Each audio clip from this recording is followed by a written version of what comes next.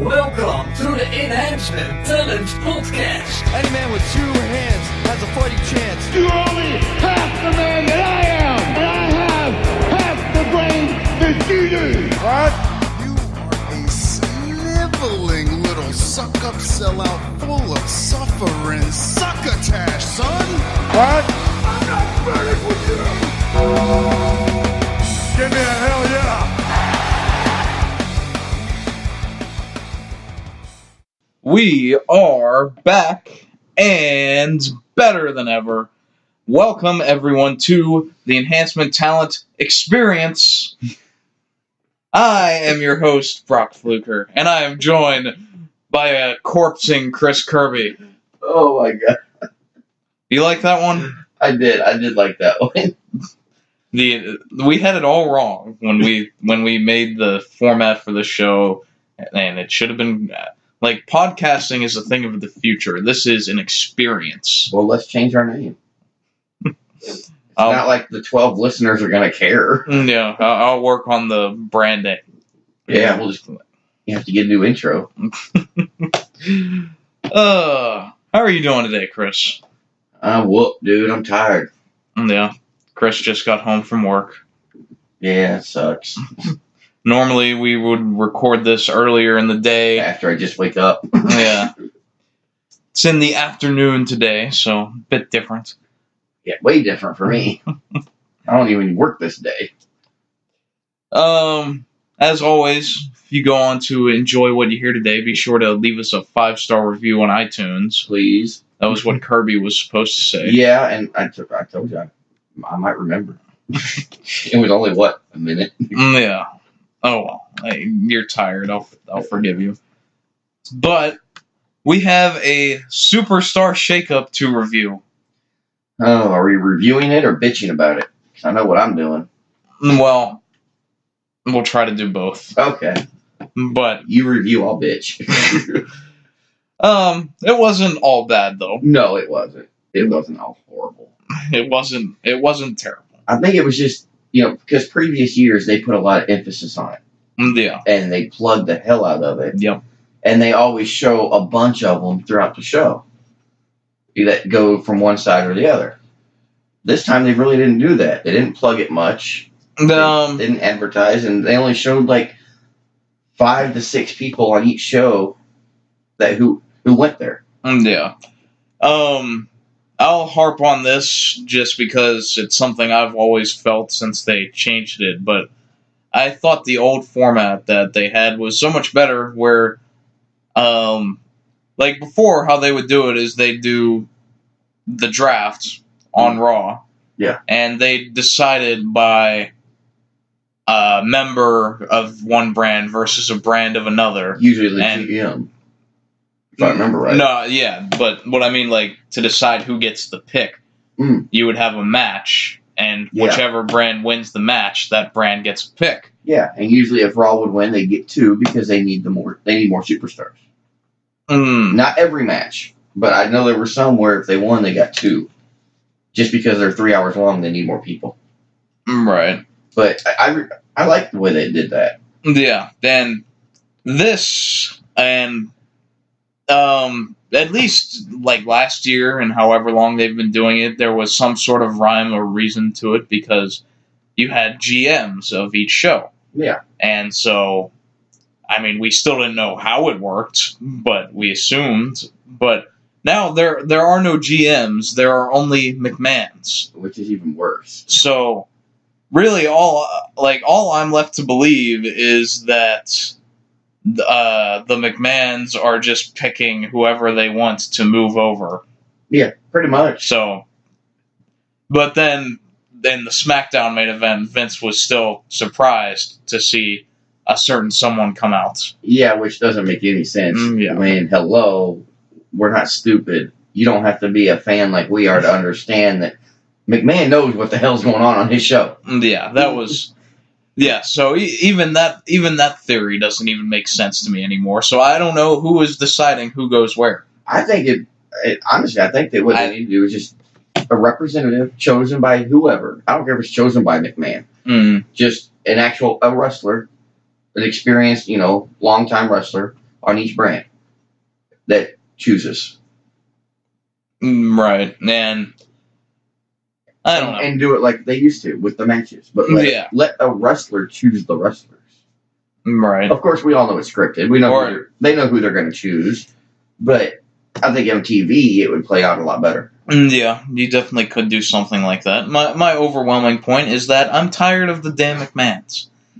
We've been seeing the damn McMahons for the past 20 freaking years. I don't know. I remember, 1980 something. Vince McMahon he was just announcing that. Yeah, because on screen he wasn't the. Well, this was before Raw even started. Yeah, but yeah, it was back in the day. It was still all McMahon. Yeah, and then once you got Shane and Stephanie in the 90s, and Linda, and Linda was involved for a while. She was. What was her title like? She was head of the board or something stupid like that. Shit like that. Yeah, something like that. And it wasn't until did they get divorced? I know there was talks of a divorce, and then she wasn't on TV no more. I remember something along those lines, but I don't think they ended up getting a divorce. But at least on TV, that's what they played it. Yeah, that's what they said. Yeah, her excuse not to be there. I don't think she's been on TV since 2007. Oh, it's been a long time. Which I'm assuming that she decided that when she wanted to get into politics. Yeah, which more power to her. Yeah, it's not like she doesn't have any experience growing a business. Yeah, although it's not a small business. I did want to make the joke though that we kind of got off track, but the whole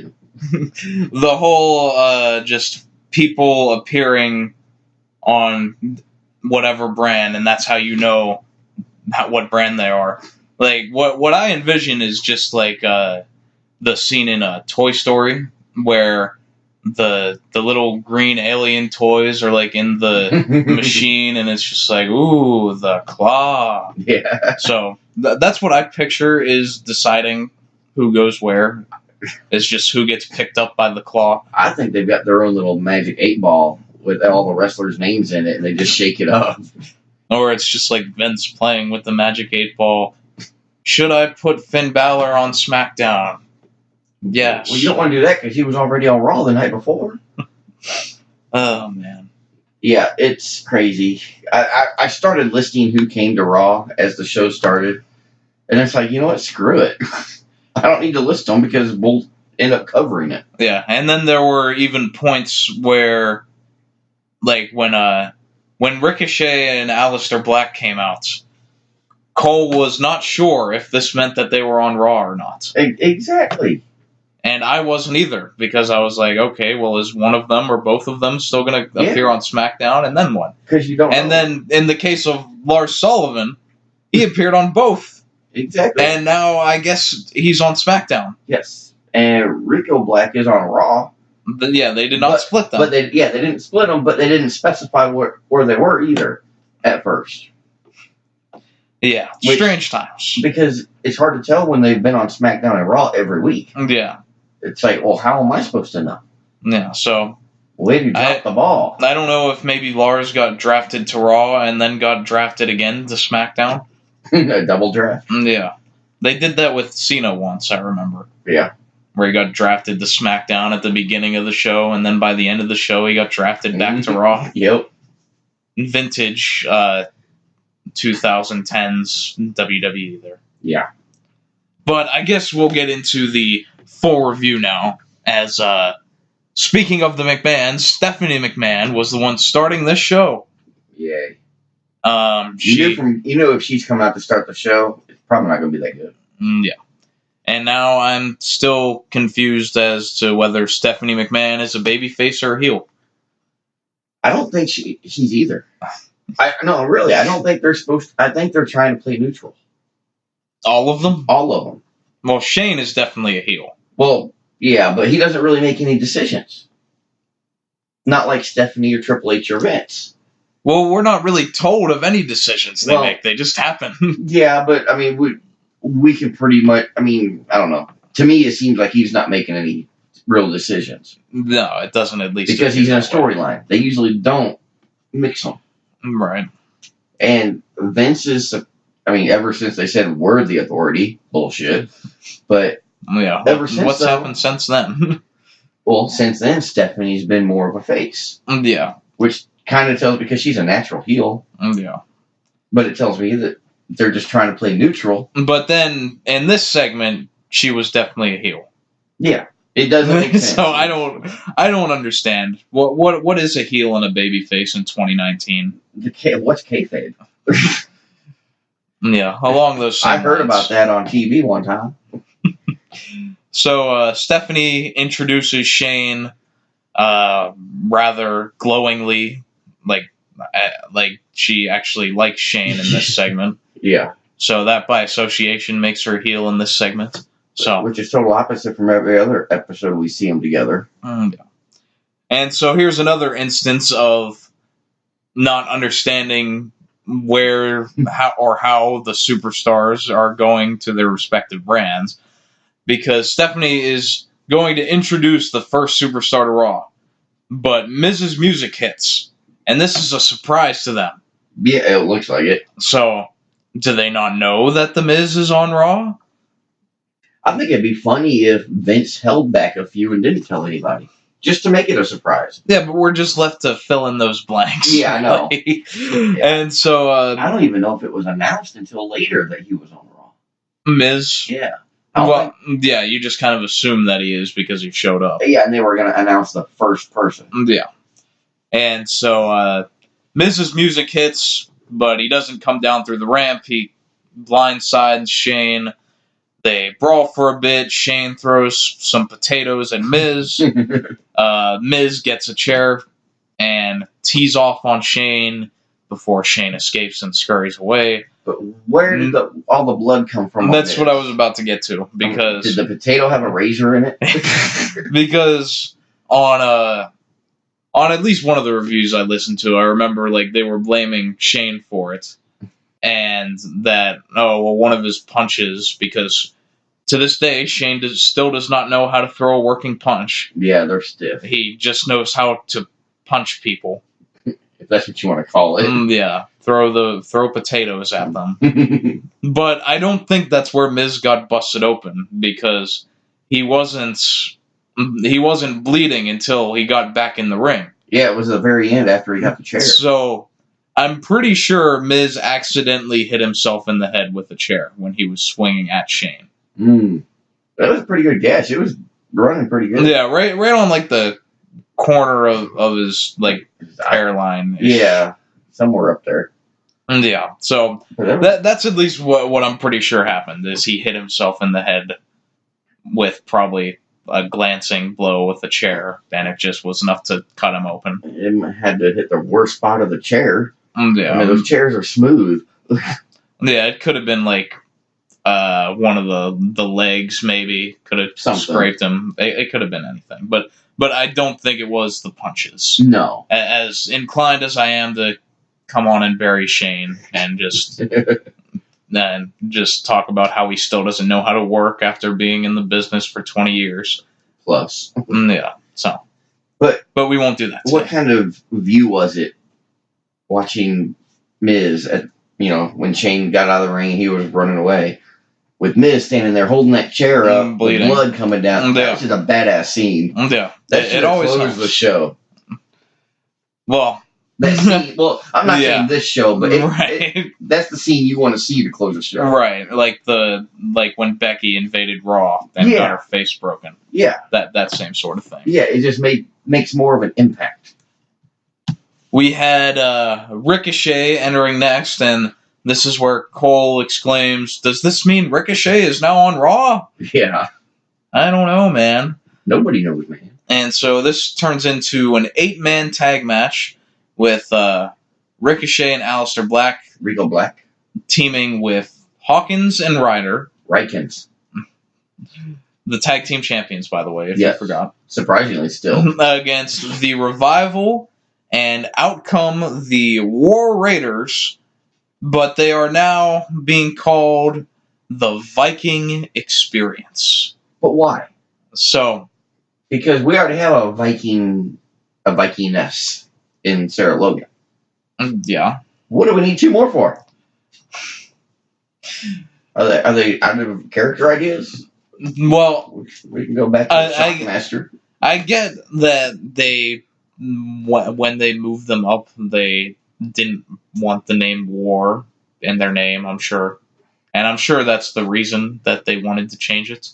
Okay, and I get that. But the fact that they could not come up with anything better than the Viking Experience. Well, what gets me is if you're a fan of NXT and you watched the War Raiders throughout the months or years they've been there, and all of a sudden you have to call them something different. Yeah. No, keep the name. Use a name in NXT that they can carry with them. Because now you got people that. Yeah, you either need to. Because I haven't really watched the War Raiders much.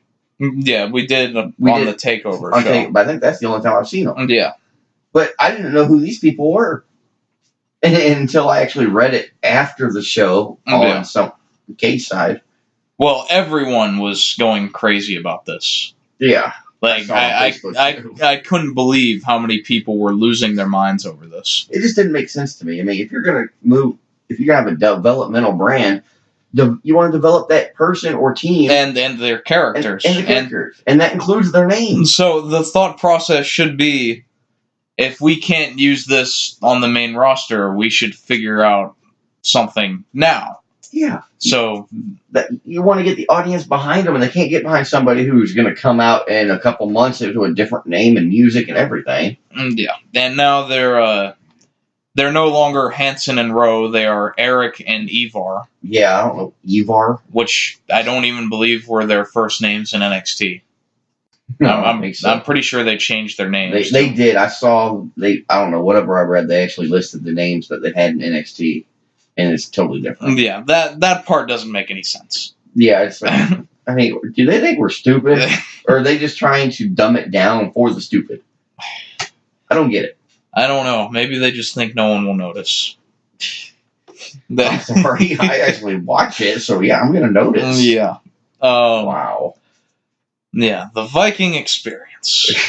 It sounds like the ride at the amusement park. Like the pirate ship that goes back and forth. Oh, yeah. I could picture that being called the Viking Experience. See, I'm still telling you, it sounds like a boy band pop group. Yeah. I've heard other people suggest it sounds like a very weird sort of fetish porn, which I could see too. Well, yeah. Somebody get a hold of Pornhub. Yeah, if you're into Vikings, I guess. Yeah. Ask Sarah Logan. Well, Sarah Logan is married to one of them, right? If I'm not mistaken. Yes. I can't remember who it is, but yeah. One of them. I don't remember which one. Either way. It's one of them. Yeah, so I'm not sure if this name change warranted the response it got, because I just couldn't believe how many people absolutely lost their minds over this. I didn't lose my mind. It just didn't make sense. And I feel like Vince and WWE are just gonna they look at the social media metrics and all that. Yeah. And they're just gonna see the Viking Experience was talked about this many times on social media. That must mean we did something right. Yeah, they're not going to take the fact that none of it's good. Yeah. They won't take it. Was mentioned. Yeah. Yeah, so they're just going to think that they made a home run idea there. Oh, come on. Whoever pitched that idea is given a raise. But Vince thinks every idea is a home run that he comes up with. Yeah. That's why we're stuck with it. Apparently that they were supposed to be renamed the Berserkers. Yeah. But it was changed on the day of or whatever. Yep. Which I don't know if the Berserkers is that much better. Didn't we? We already had a Berserker. I don't know if it was a team or a single, but we already had it was just one. I'm trying to remember who it was, but I can't remember. Yeah, but there was a Berserker already. Yeah. So, I could see him not taking that because of that. Yeah. But the Viking Experience? Really? Yeah. I'm curious to know the rest of the names that they did not go with. to be able to decide on the Viking Experience. I don't know if I want to. This one's bad enough. Yeah, it makes me think of like Stone Cold before he was Stone Cold. Like his idea for the character was like a cold killer, pretty much. Oh, you're talking about after the stunning Steve Austin. Yeah, like when he was trying to think of a new name. Yeah, and so he wanted something cold, like something along those lines. And didn't JR come up with that, Stone Cold? No, Steve did. Oh, he's told the story of that. Oh, but one of the names that they suggested was something ridiculous like Chili McFreeze. Mm-hmm. I remember something like that. Yeah, so not much has changed. No, I mean, come on, look at the past ones that never worked. Dr. Isaac Yankum. Oh, that was a great name. It was a great name, but the gimmick sucked. Yeah. Well, the name was based on the gimmick. I know, but it just didn't play well. Another minor thing I did not like. They didn't have their titles with them. They're the NXT Tag Team Champions. This isn't NXT. Yeah. None of them have worn their NXT titles. No, that's false. Who? Kevin Owens came up with his title. Oh, did he? Yeah, when he came out and attacked John Cena. Oh, that's right. He did have his title. And the reason that they don't normally come up with their title is because normally by the time they come up, they've lost the title. Yeah, that's usually what they do on the pay-per-view beforehand. Yeah. But since this was probably more of a last-minute decision, and I'm not sure why they even called up the War Raiders to begin with. We got so many people they're not using. And I would have liked to see them go longer in NXT. I'd like to see some that are on the main roster get some TV time. Yeah, that too. Yeah, but I would have preferred if they came up with the NXT titles just because it would make them seem like they are more important. Yeah. I mean, if they came out with the titles, then I'm not going to say I'd get behind them as a favorite, but I could see why people would. Yeah, because it would just naturally... It just shows like their caliber. Yeah. Yeah, I agree. Yeah, so... we end up having the 8-man tag match, and one of the Viking Experience ends up getting the pin over Zack Ryder. A lot of back and forth action, though. Yeah, this was a fine match. I was probably too engulfed in the name to even focus on this match. Yeah, well, that's the only note I've got is lots of back and forth action. Yeah, but we'll see. They pinned the champion, so that typically means that they're going to get a title shot. Cage side seats, don't remember who, but somebody reported that they are supposed to get a title push. Yeah. I mean, not necessarily a title reign, but a match, anyway. And also, they were heels in this match, because they were on the heel team. Yeah. I don't really think they were heels in NXT either. Oh, really? No, I mean, I wouldn't say that they were faces, Just but neutral. I feel like they lean more babyface because the crowd loved them. Oh, okay, so they kind of just went with the crowd? Yeah, just because they're two big guys that beat people up. You know, come on now, that one got on the top rope and did a leg drop. Yeah, and the one can fly around the ring. Well, I don't know about fly, but... He can fall with style. Yeah, there you go. Another Toy Story reference on today's show. That fit my quota on that. This show's sponsored by Disney Pixar. Toy Story 4 is coming out in June, I think. Is it June? I think so. I saw it a couple weeks ago. I didn't remember when it came out, though. We had a Coming to Raw video package for Cedric Alexander. Yep. Who I'm happy to see that he is getting out of the 205 umbrella. Yeah, nobody survives there. No, there's nothing to do. Nobody watches it. Yeah, and I have the perfect example. Abe English. As soon as the one night in Milwaukee happened, and the match with Rusev, he was gone. Yeah. Never heard from again. Yeah, and he's on... Except the Battle Royal. Well, I told you the other day, and you had no idea that he's on a 205 Live commentary now. Yeah. He doesn't even wrestle. Yeah, he doesn't even wrestle on 205. But did he get hurt? I don't know. I don't think so. Okay. Well, a lot of them don't commentate unless they can't wrestle. Yeah. Well, he can't wrestle because they're not booking him. That's true. I mean, I haven't watched 205 Live in however long, so if he is actually wrestling on 205 Live, feel free to correct me. Yeah, leave a comment. I'm sure some of you watch 205 Live for some reason. Somebody has to. Let's see. We had Finn Balor out next, and I'm pretty sure he was in his blue gear in this match. Which was kind of weird. I mean, blue on the red brand. Well, he's worn the blue stuff before. Yeah, oh yeah. And it's funny you mentioned that because I got to thinking, he's been around a while now. He's won a few championships now. Or a couple. 2. And this dude can't afford even some letters on the back of his trunks. He looks so plain. he just has... He looks like a damn local jobber that they bring in. I'm not saying he wrestles like that, but that's what he looks like. Right. He's so plain and boring. At least the Revival until the Demon comes out. Well, of course, Demon, but that's a different side of it. Yeah. Well, they're 2 different people. Split personalities. Did they get twice the paychecks? Probably not. But at least the Revival, they're plain and their outfits are plain, but at least they have letters on the back and a hashtag. I mean, give me something. Get a Sharpie and write it in there. I don't care. Well, he has the leather jacket. That's his personality right there. He wears the leather jacket, and he comes out and he pops the collar, and he's all cool guy Finn Balor. And that's why he's not the Universal title champion or Universal champion. I don't know. Something just seems douchey about a guy that wears a leather jacket with tights and knee pads on and no shirt. I mean, that's like me going outside in my underwear with a leather jacket. No, it is. Exactly. I mean, it really is. So, I wouldn't do it. Why would you? I mean, really?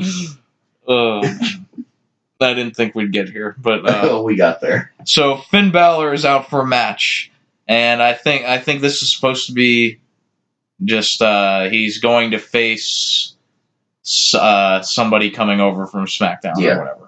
And we're not. I'm pretty sure it even said that he was handpicked by the McMahons or something. Oh, really? I don't remember. I know it said that in one of these matches, and I think it was this one. Oh, because the only one I know that I heard was, handpicked was the big reveal on SmackDown. Yeah, we'll get there. Which, we'll bitch about that later. So, to my surprise, Finn Balor's opponent ended up being Andrade. Yeah, I was surprised too. I didn't expect him to move. But in a way I did. Because, they like to keep couples together. Like, if you're married to a wrestler, they like to keep you on the same show. Not always. Not always, but they try to.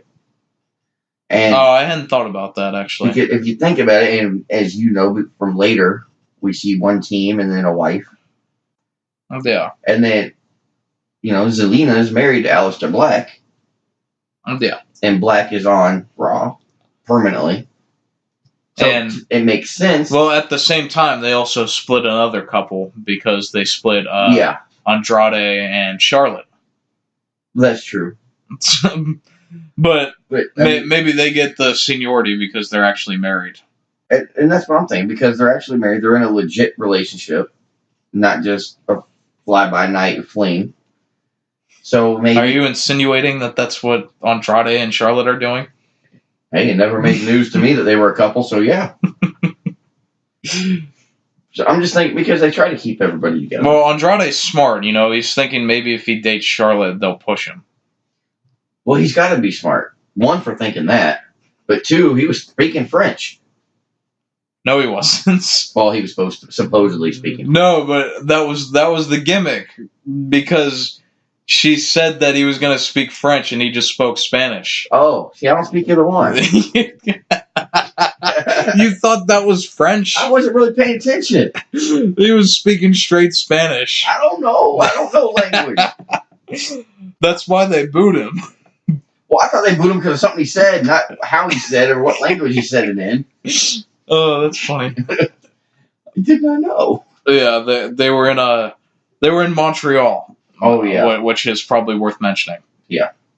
So large French influence. A lot of French influence. Yeah. So that was like the heel thing for Zelina Vega to say that Andrade knows French and he's going to address the crowd in their native tongue. She just turns it over to him and he just speaks Spanish. Oops. Good thing I'm not on commentary.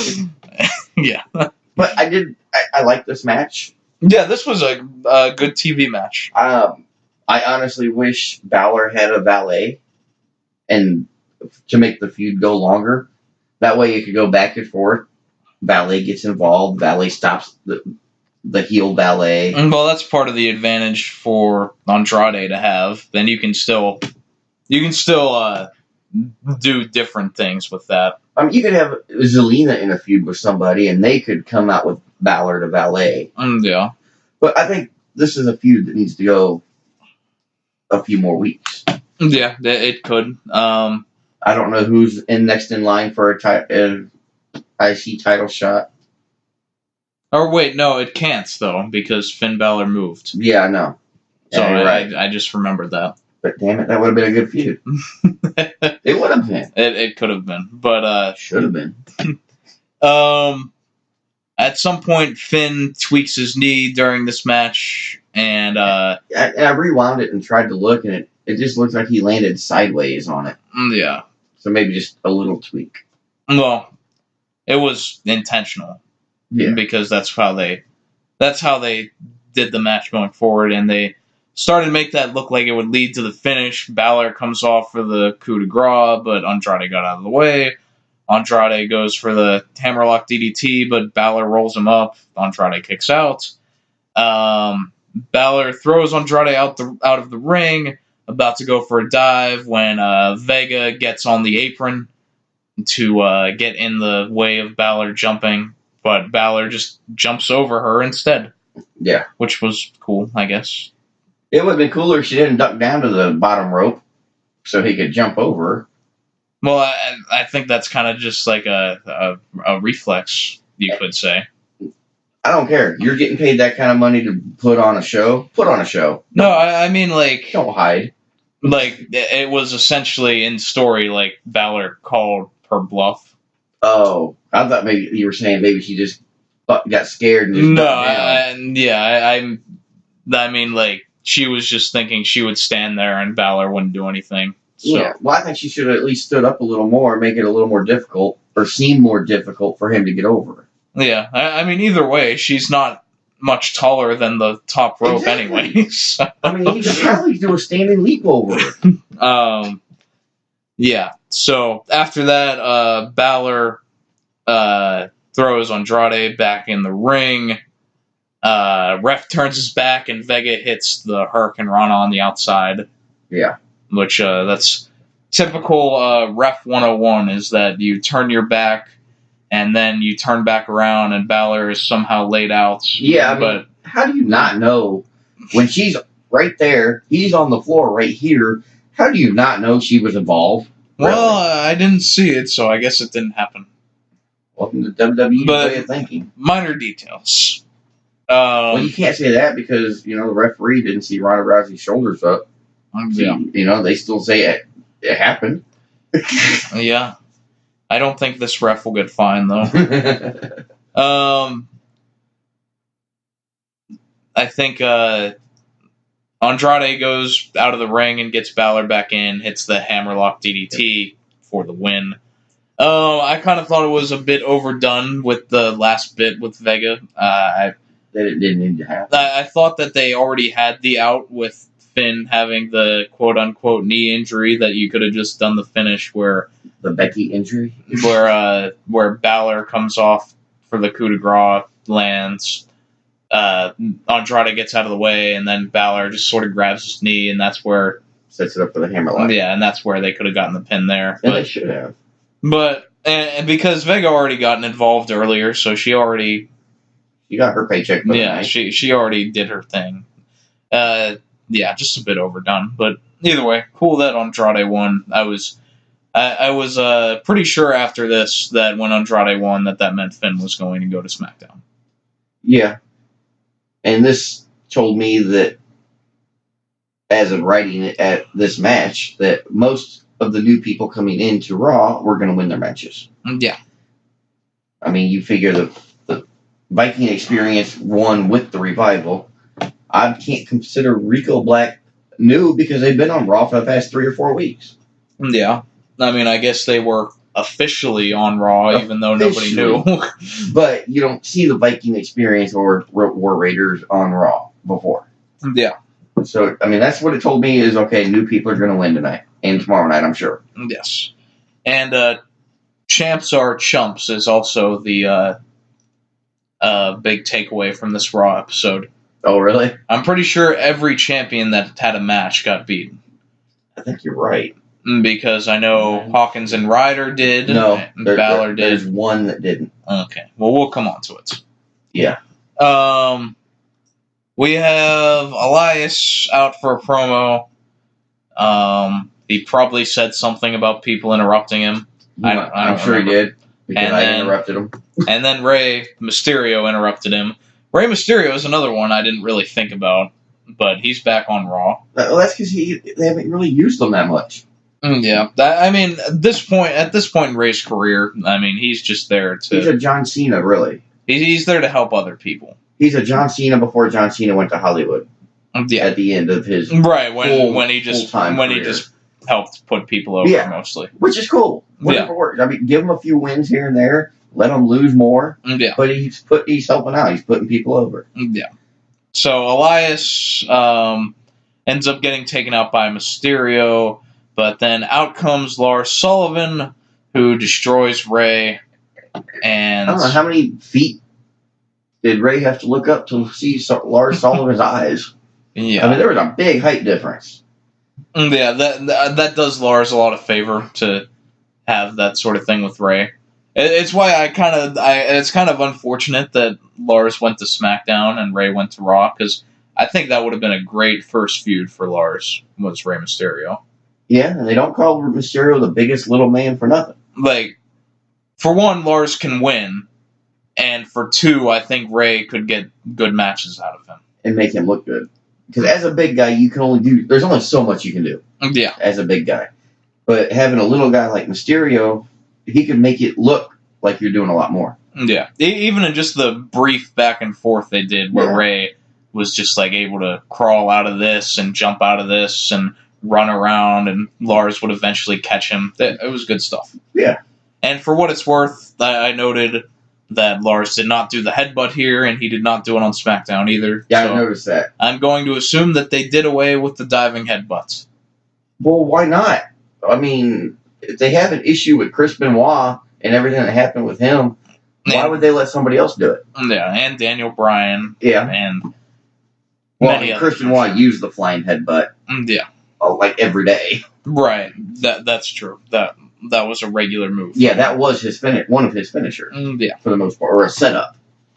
Yeah, so I'm happy that he's not doing that. Yeah, and I'm sorry, I don't need to see him on the top rope again. No. He looked like he was going to kill himself. Yeah. I don't know why it's like a thing where, for whatever reason, if it's the talent themselves or whoever, but they feel like for a big man, they need to show off that they can do those things. Yeah. And I don't need you don't need to do that. That's why you have cruiserweights. That's why you have the other superstars, the regular heavyweights. Yeah. Not a super heavyweight. You don't see Yokozuna going on the top rope. Yeah. I mean, you didn't see Rikishi go up there.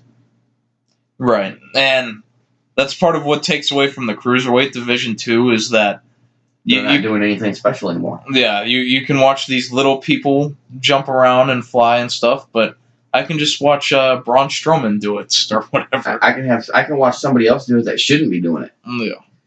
And I think that's the problem with the cruiserweights for me, is I can see the same stuff on Raw and SmackDown from different people. Yeah. Especially with like the Ali coming up and Mysterio there, Ricochet, Black. I mean, I can see it all there. Why watch another show? Yeah. We have... this was hilarious. Oh, I hope you caught what I caught. Yep. Okay. We didn't talk about it, but I'm guessing. We have Chad Gable and Bobby Roode coming out. And they cut a promo, and they're essentially giving out an open challenge. Anyone coming over from SmackDown, we're still the best team, or whatever. I don't know exactly what they said. I imagine it was something like that. But in the midst of this promo, the graphic departments in the truck, they dropped the ball. Decided they jumped the gun a little bit. They buried the lead, as we say. They spoiled it. Yeah, and it would have been a good surprise. It really would have. If I didn't see that, I would have probably crapped myself. Well, I was expecting it to be them anyway. Actually, oh, were you? Because they were one of the teams that I expected to jump over. But That's what we should have done. We should have took some bets on who was going to jump. In the midst of this promo, the little name tag graphic at the bottom comes up, and it just says the Usos. It didn't stay on very long, though. So after I saw that, I was like, I wonder who it's going to be. That's what I put. That tells me the Usos are coming. And so sure enough, a minute later, down since the Usos music hits, and they come out. Yeah. Maybe one day they'll do something like that, and they'll put like the wrong name up so they can double swerve you. I'd like that. I really would. If they would have done that like on SmackDown, yeah, I would have loved it. That would have been a good laugh. It would have been. I mean, and it'd be at my expense because I fell for it. Yeah. So I don't know if that was just a complete accident or if they were supposed to put up a Chad Gable and Bobby Roode thing down there, but they accidentally put the Usos there. I'm thinking it was just an accident. Yeah.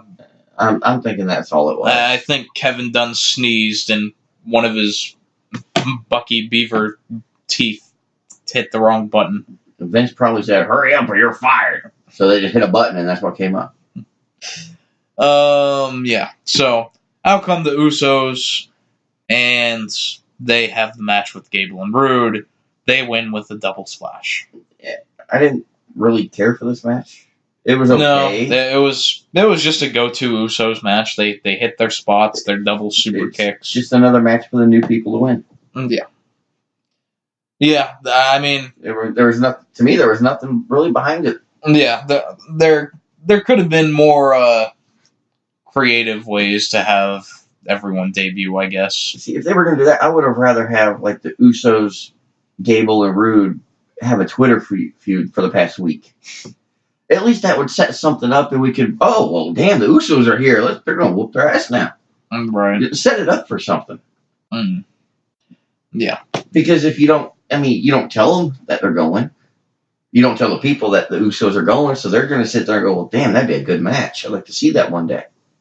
And then I'll be damned, you're going to get it next week. I see. Yeah, I don't know. That's what you get for having creative people like me versus WWE non-creative.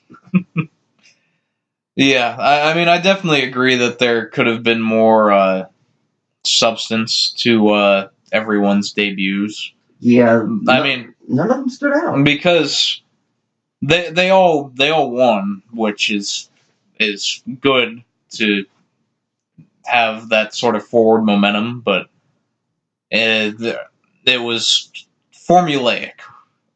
I think is the way. I mean, it was just too predictable that after the first couple matches, all the new people are going to win. Yeah. So it really doesn't matter who they're going against. We know what's going to happen. In the end. I mean, maybe you could have done something where, like, two of them go up against each other instead of facing whoever. Like, you could have done the Viking Experience versus the Usos. Yeah, that would have been a good right one off too. the bat.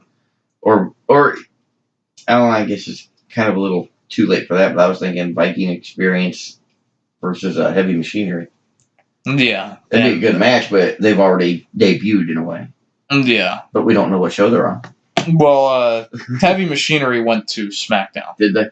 They did not announce that on TV. That was one of the ones that they did after. Yeah. Most of them were. Yeah. I don't even know. I didn't even look at it to see. I mean, I was going to look today, but I had to work. So it was... I know they They split the Riot Squad. They sent Liv Morgan to SmackDown. Which I'm okay with. I'm actually okay with that.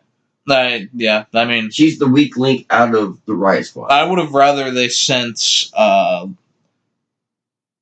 either Logan or Riot to SmackDown, because I feel like they're stronger to stand on their own. Yeah, but I think they did that.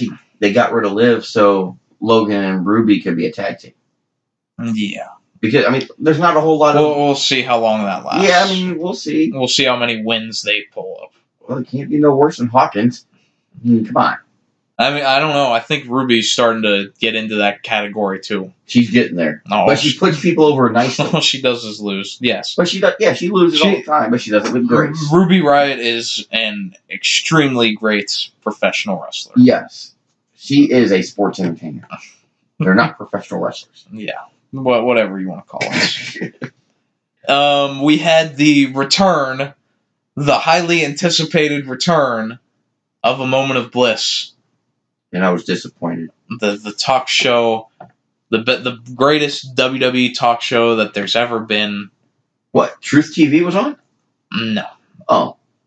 You said the greatest. That would have been better than this. Yes, it would have been.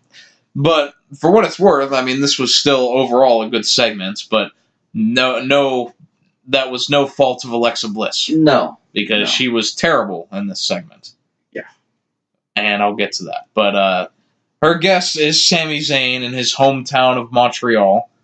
And you could tell it was his hometown. Oh my God. The crowd goes nuts for him and singing along with this theme song. Like, what, 4 times? And because of that, they replayed his theme song 3 times. And every time they did, he got up and started dancing some more. Yeah. He was winded before the interview started. And each time, the crowd was still as into it as the last, just singing along.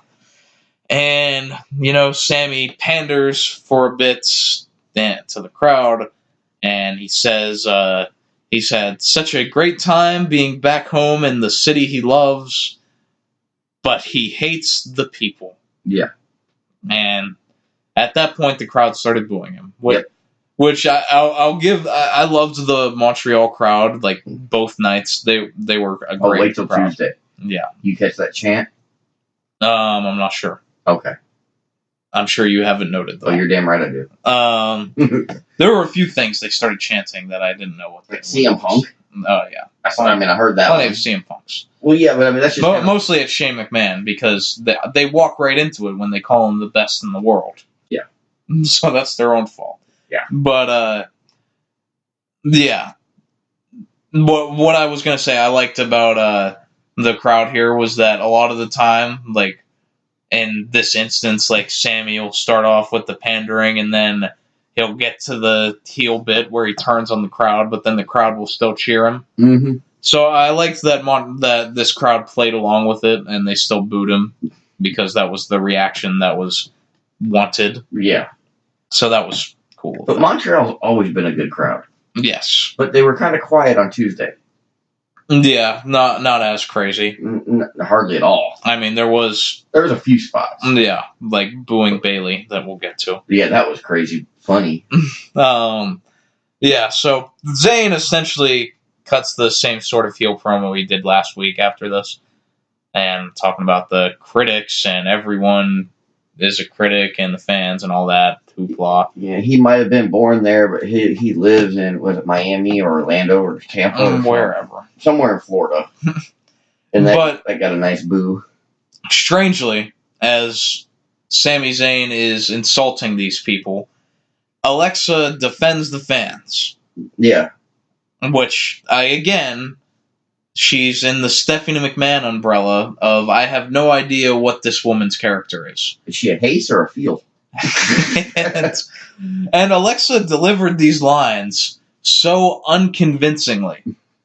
Like, I've never, like, that's one thing that Alexa's normally good at, is delivering her promos. But this was just, like, the softest, like, I guess I have to be a face. Like she was disappointed with what she had to say. Maybe she was. She might have been. She might have been saying the same thing we are, that last week I was a heel beating up Bailey, and this week I'm a face. And I'm not even wrestling. Yeah, so...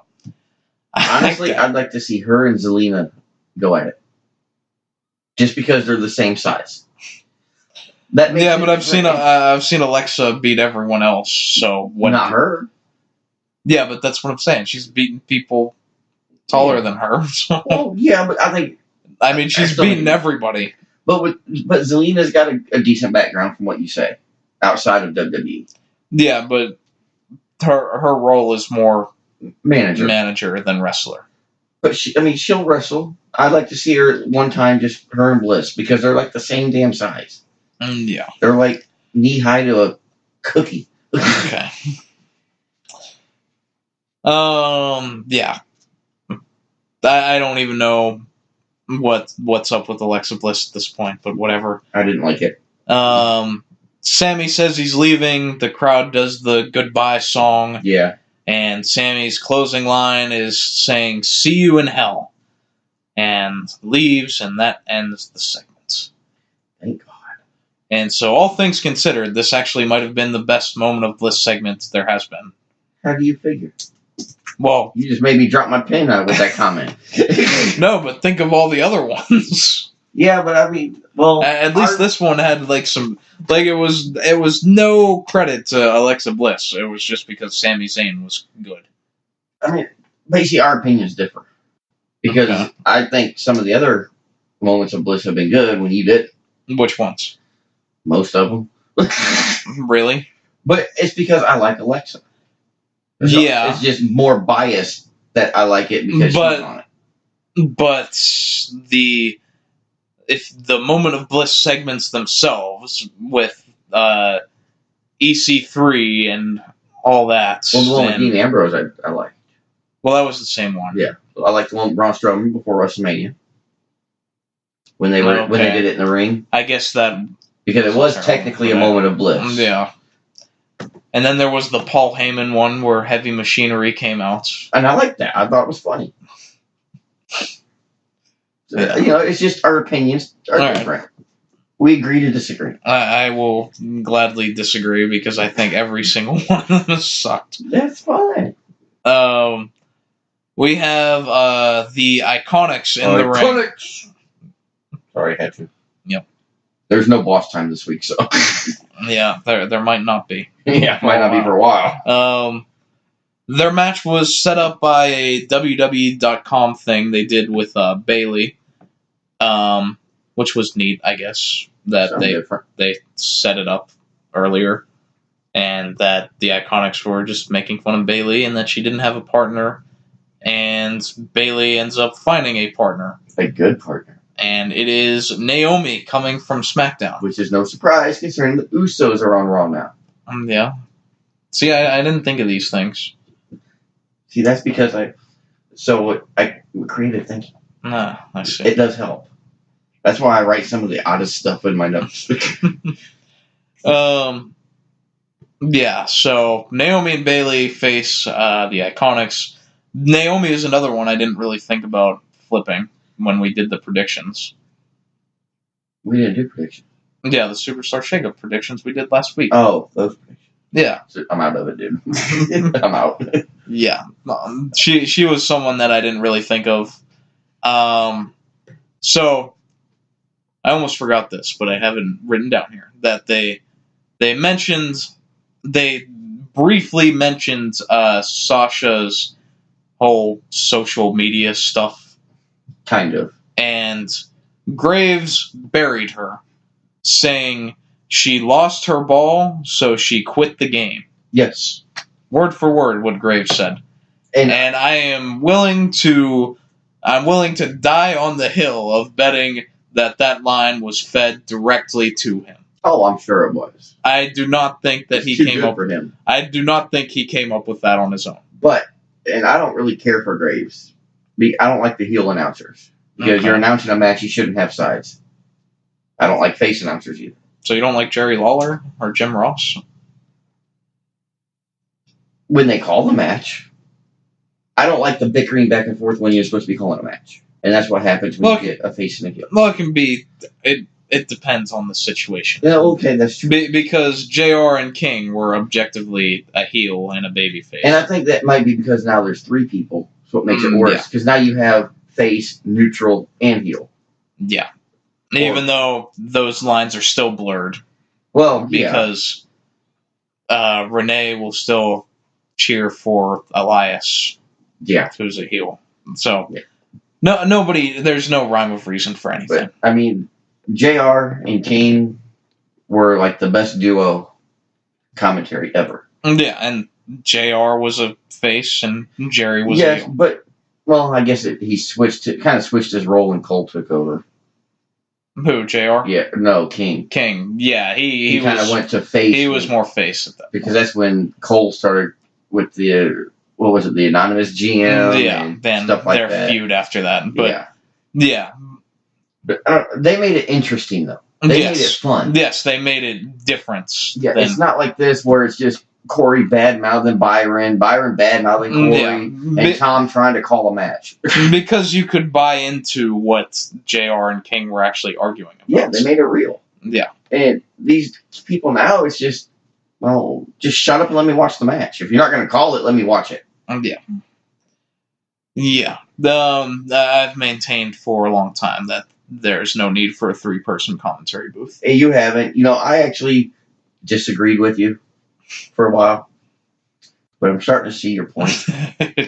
There's just a lot less shit to get in. Well, it is.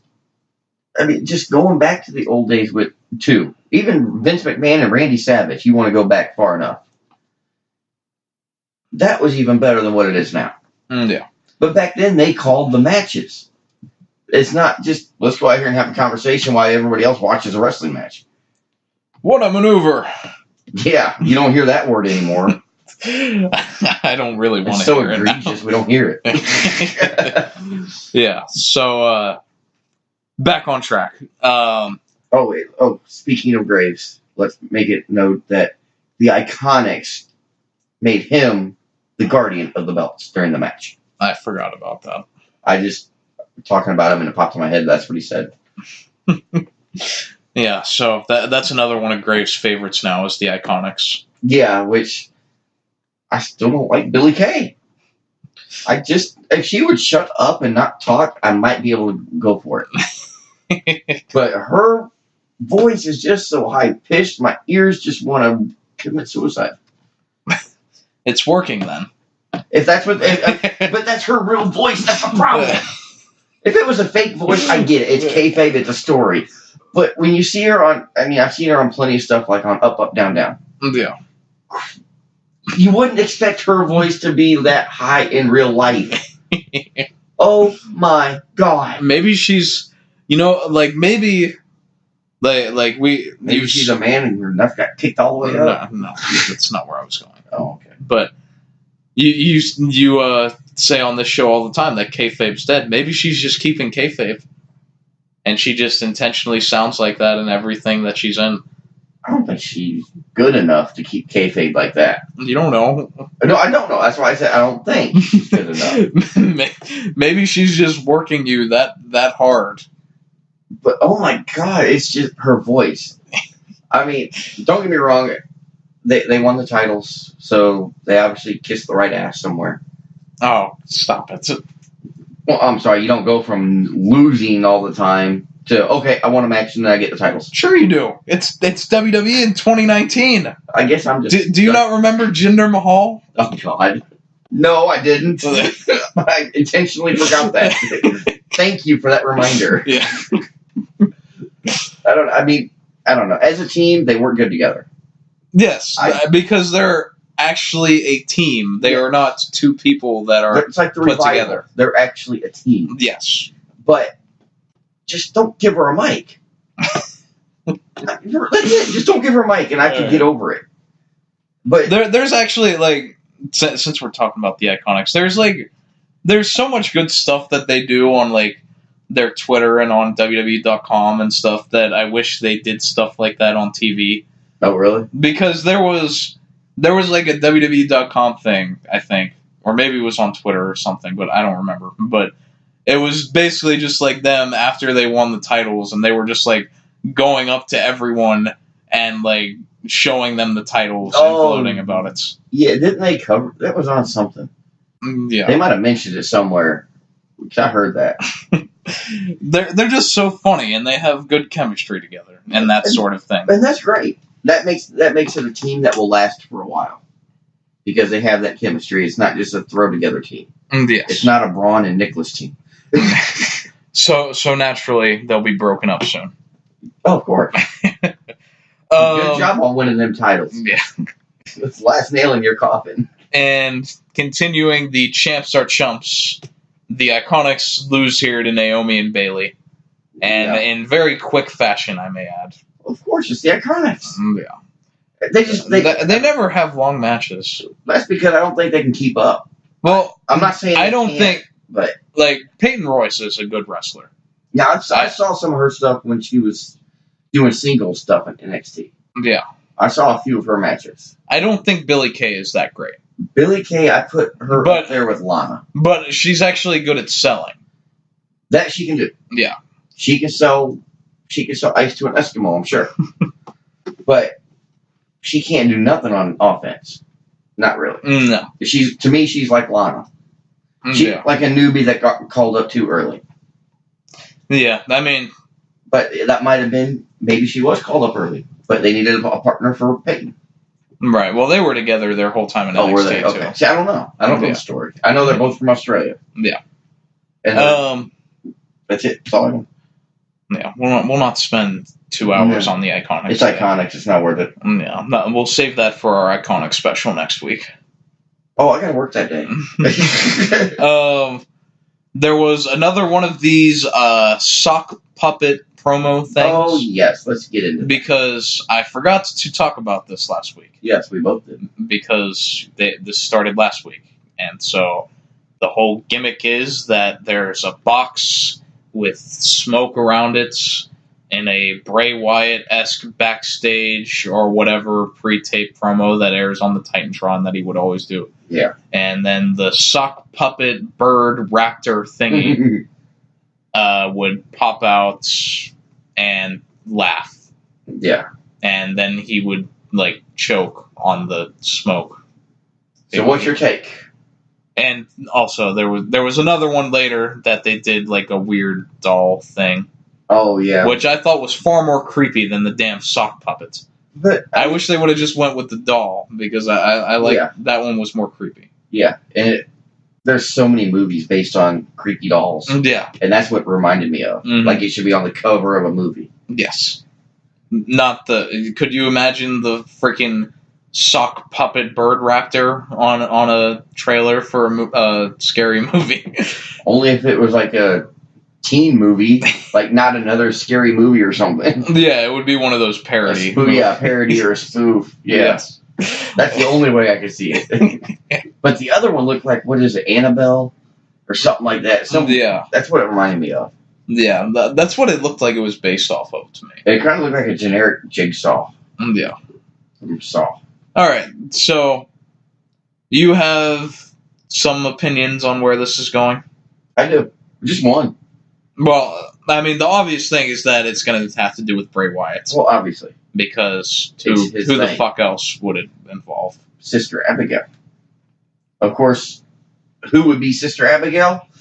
That's the billion-dollar question. Well, last time Sister Abigail was just Bray Wyatt in drag. Yes, but then he got mono or something. Yeah, that's when the kissing disease happened. Yeah, and him and Roman were gone.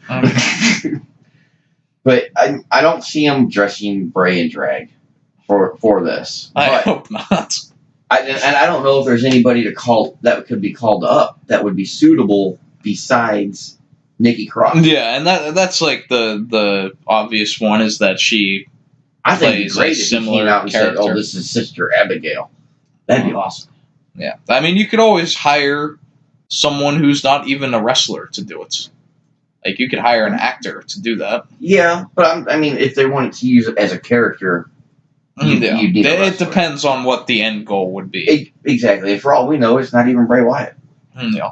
I've kind of given up on the Sister Abigail train because it's something that we've literally speculated about for like 4 years. Yeah. And I just don't think they're ever going to do anything with it. Nothing's really happened except Orton burning down our cabin. Yeah. Yeah, that's like, she's dead. Like, her spirit is even dead because Randy Orton lit the house on fire and then did his pose over it. Yeah. Or when I remember too, because he called it a crucifix instead of a crucifix. Yeah. He laid the crucifix into the ground. I mean, what's your take? I think it's just going to be how Bray Wyatt returns. Just a tease for him coming back. Yeah. That's stupid ass tease. If that is what happens, it would be pretty bland. So I'll hope that they're going to do something more along your lines, but that'd be cool. I won't get too excited about it. I'm not going to bet on it. I wouldn't even bet your money on it. Oh, thank you. No problem. So this was something we haven't seen in a while. We had an EC3 entrance. Yes. He came in right after EC2. He got an entrance on camera. Yeah, I know, and it was so weird. And I had to look to make sure I was still watching the right TV show. And he didn't say this, but according to Cole, EC3 is looking for competition. Yeah. Competition? You ain't had a match. What kind of competition are you looking for? He's had, one match since he debuted on the main roster? Against Ambrose? Or 2? Well, he had 2 matches against Ambrose where he won one and lost one. Yeah. And then since that, he's been losing to the likes of Apollo Crews and Tyler Breeze on main event. Which means he has gone so far down, he can't even be on TV. Yes. He has to go to main event, which, now back in the day, Saturday night main event used to be the show. Right. But this main event is not the show. No. I think, do they just air main event on the network?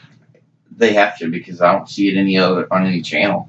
Well, it's definitely not on TV, but sure. I don't know if they air it anywhere else. I don't know. Or actually, no, they do it on Hulu. That's Is it Hulu? That's one of their exclusive things. I think they have with Hulu, if I'm not mistaken. I know Hulu has like Raw and SmackDown now too. Yeah, they have the condensed version of Raw. Yeah, which I might check out one day just to see how condensed it really is.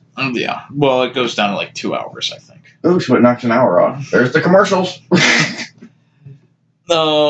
Yeah, so as EC3 is looking for competition, the master of looking for competition comes out. It's not the master, it's the monster. Whatever. Braun Strowman comes out. He mauls EC3. Match never starts. Oh, it was a beatdown. And Braun chokeslams EC3 through the stage. Which you can clearly see the boards were cut in a perfect line. Well, if you're going to do it, don't make it so you can see how it's a perfect cut. At least zigzag it. I didn't even notice. Oh, that's the first thing I noticed when the show was like, man, that's a straight cut. Yeah. And then you see Renee just looking down. I did notice that. It's like, hey, how are you doing down there? Are you okay? You need a medic? Yeah. It was kind of funny that Cole mentioned that he was looking for competition, and that was Braun's first thing when he split from the Wyatt family. It's just, I want competition. Or else. But he's got the size and everything behind him to back it up. And before that, he was just beating jobbers every week. Yeah. So there was actually a reason for it. Yeah, exactly. EC3, he had, 2 matches, 6 months ago? Yeah, however long maybe ago 5.5, but he ain't been seen on TV since, except, the Battle Royal. Yeah. And maybe the Royal Rumble. Well, he was in the backstage segments, too. I don't count that. I mean in a match, yes. Yeah, in a match. Because actually, a lot of people backstage don't mean crap. Yeah. I've seen retired wrestlers back there. Don't mean they're going to be in a match.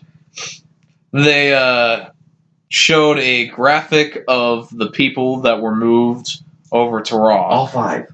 And they showed Eric Young in this graphic. Yeah.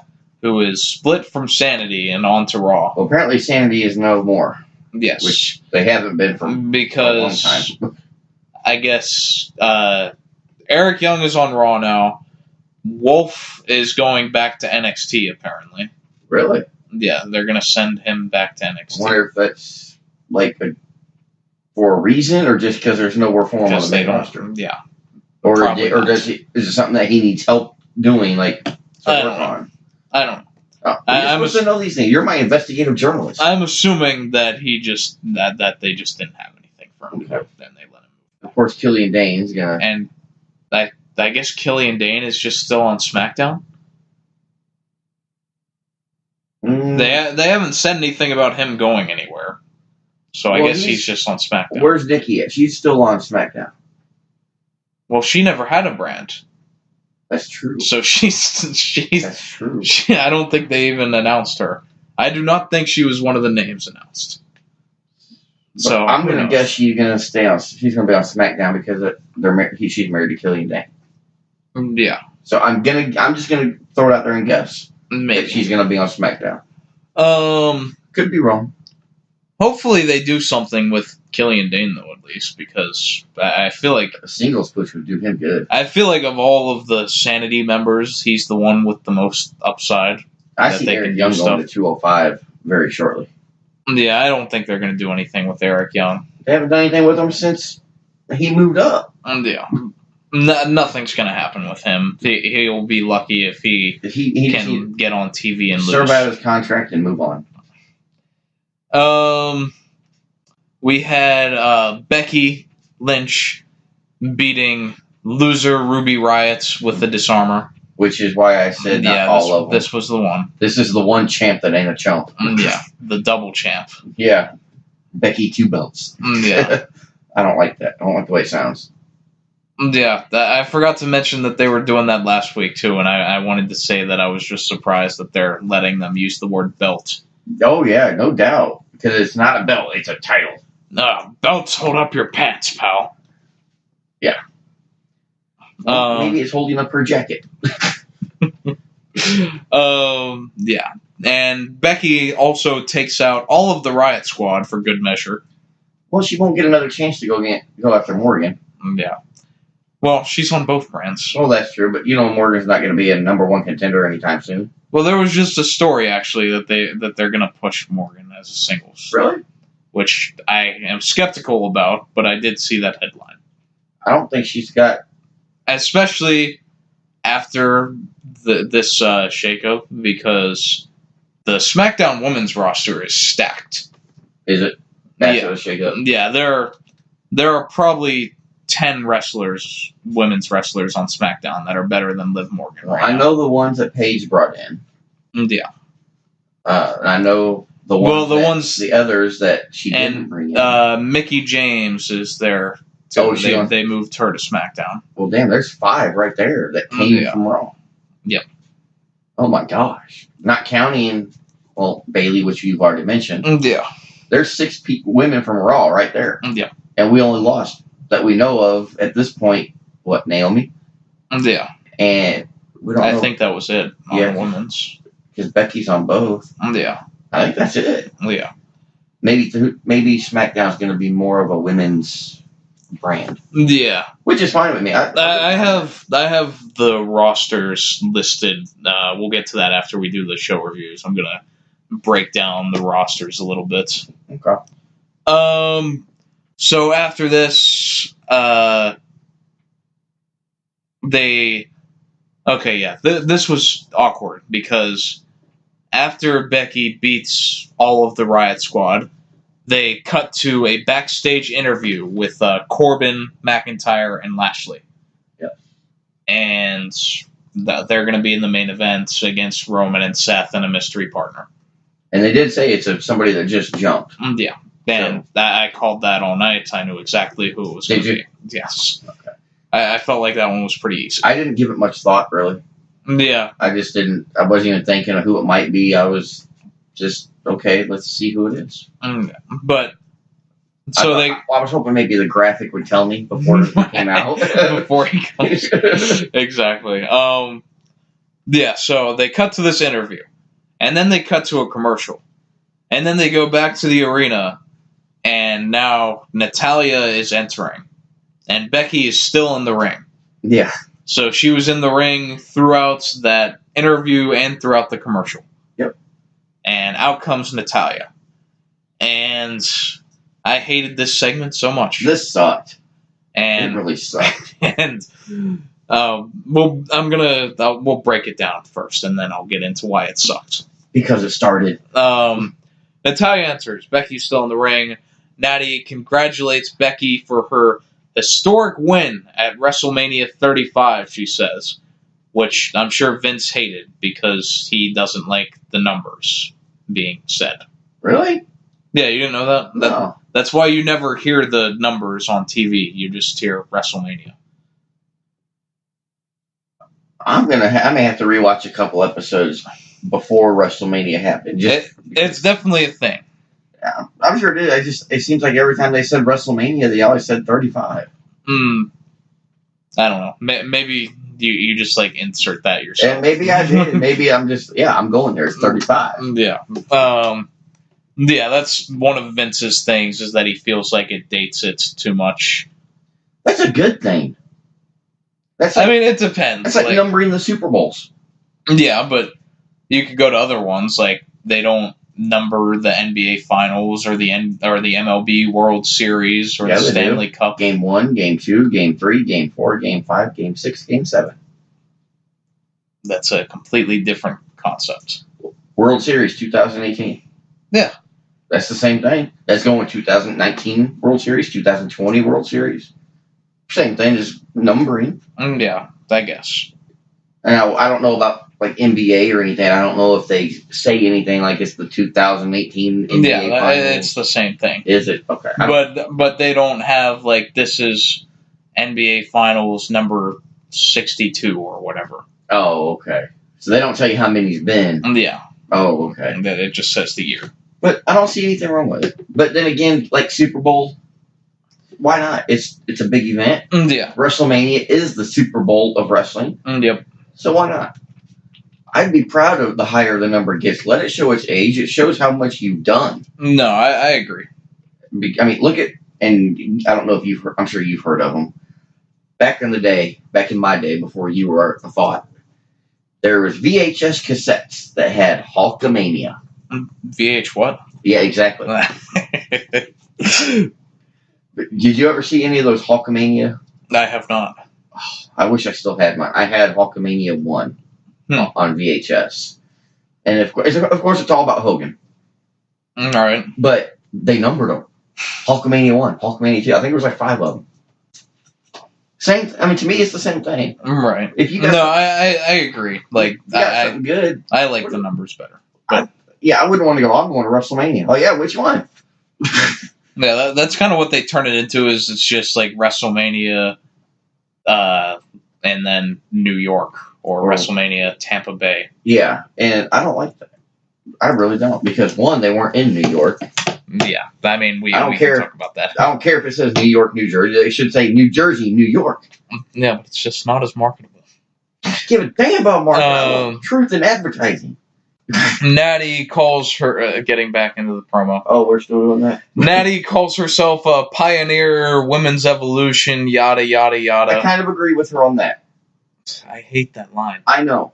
But she was around before any of this women's evolution crap started. Yes, and fine. But I don't care to hear that. Yeah, I don't need to hear it every week. Like when they were calling Alicia Fox a damn pioneer. So what the hell does it mean to be a pioneer? What the hell did she pioneer? Well, that's what they were calling her. Well, what the hell did she pioneer? How to get fired? How to not get fired, apparently. I don't know. She's still there. Ain't seen her. She's still employed. Natty uses Brett's catchphrase, the best there is, best there was, and next best there ever will be. And she got booed for saying that. Is this when it happened? No, it was on SmackDown. Yeah, the Montreal crowd booed Natalya saying that she's the best there is, best there was, and best there. But I actually liked them booing her like right then. I laughed. Because with history of the Hart family in Montreal, Yeah. I think it's funny. I don't know. I don't know exactly, like, if their reasoning was just because that it was Brett's thing and they didn't want her using it. That, or maybe it's just because Becky's in the ring and she interrupted. Yeah. Everybody loves Becky no matter where you're at. Probably that, too. Let's see. Natty says she plans on challenging Becky for the Raw Women's title. And then they cut to Becky, who cuts a lame-ass promo. Yes. Because the badass Becky that just beat everyone up and was cold-blooded and stone-cold-esque is now a thing of the past, and now we're just getting corny Becky. Yeah. Because they're getting away from what actually made people like Becky to begin with. Yeah, it was her attitude. Because now Becky is going like, oh, well, I agree with you, Natalya, you are a pioneer, and blah, blah. Like, Becky should have been roasting this woman. Yeah. Like what the hell have you done in the last 10 years? You're a pioneer. You're not a pioneer. You've just been along for the ride. You were a pioneer when they were moving west. Play off her age because she's been there for so long. Yeah, something else. Do something, yeah. I mean, I agree with Natty. She's been around. She was a part of the evolution before it was an evolution. But I don't need to hear it every week. And I don't need to hear her say she's the best there is, was, never will be. That's Brett's thing. She will never be the best woman, past, present, or future. Yeah. It just won't happen. Yeah. Back on Becky. If they continue to go down this path, Becky will be cooled off in a few months. And she will not get the same reactions that she does now. If they keep up this pace, she won't have either title by SummerSlam. Yeah. Because they're going to cool her off too damn much too quick. Maybe they'll try to heat up Charlotte around that time. Well, of course, because they have to have some kind of title match together, and we're just going to throw somebody else in there to make it a triple threat. Screw it, let's throw. That's my new pick to win the Money in the Bank for the women, by the way. I think Charlotte's going to win. Oh, is she in it? Well, they haven't announced anyone yet. Oh, you're just guessing. Because we talked about that last week, and we weren't sure of who would win the women's Money in the Bank. I'm going with Charlotte. Well, I feel like the safe bet is always Charlotte's. I so want to agree with you. And then she can cash in on Becky at some point and get the SmackDown title. But I don't think we need yet another Becky-Charlotte match. No, we don't. Which is exactly why it'll happen. Now, I know we don't need this either. Or in your case, don't want this. Or want to see this. But I could see Carmella winning it, Charlotte beating her after she cashes in. With Carmella beating Charlotte Flair twice. Now, Carmella's going to win the title when she cashes in on Becky. Carmella already won the damn briefcase. So what? It's a way to get Charlotte the title without having to have yet another Becky-Charlotte match that we don't need to see. That's actually a WWE idea, too. Because they know if they put Charlotte against Becky, she'll get booed or whatever. Oh, it's going to be nothing but boos for her. But, I don't know. I guess Charlotte's a heel now, so I guess they want her to get booed. Well, she's got to be a heel. She was handpicked by Vince. Yeah, so. But I don't know. You could be right. They just don't need to do another Becky-Charlotte match for another 10 to 12 months. I would rather they do someone else but Carmella, though. Oh, I agree. I'm just thinking with the history that Charlotte has with her, I just figured, it would fit. So, yeah, I mean, I could work for WWE. It'll fit. It'll fit. Square peg, round hole.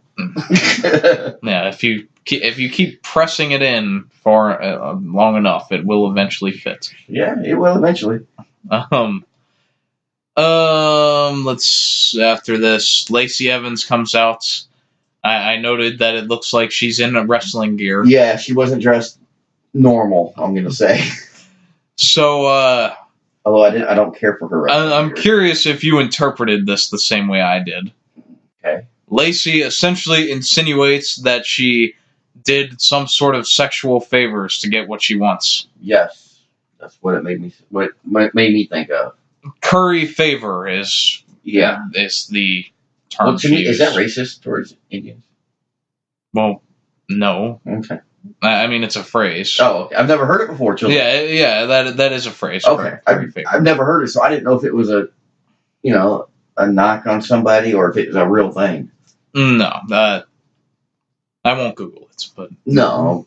Yeah. I'll take your word for it. It's real thing. I didn't know, so...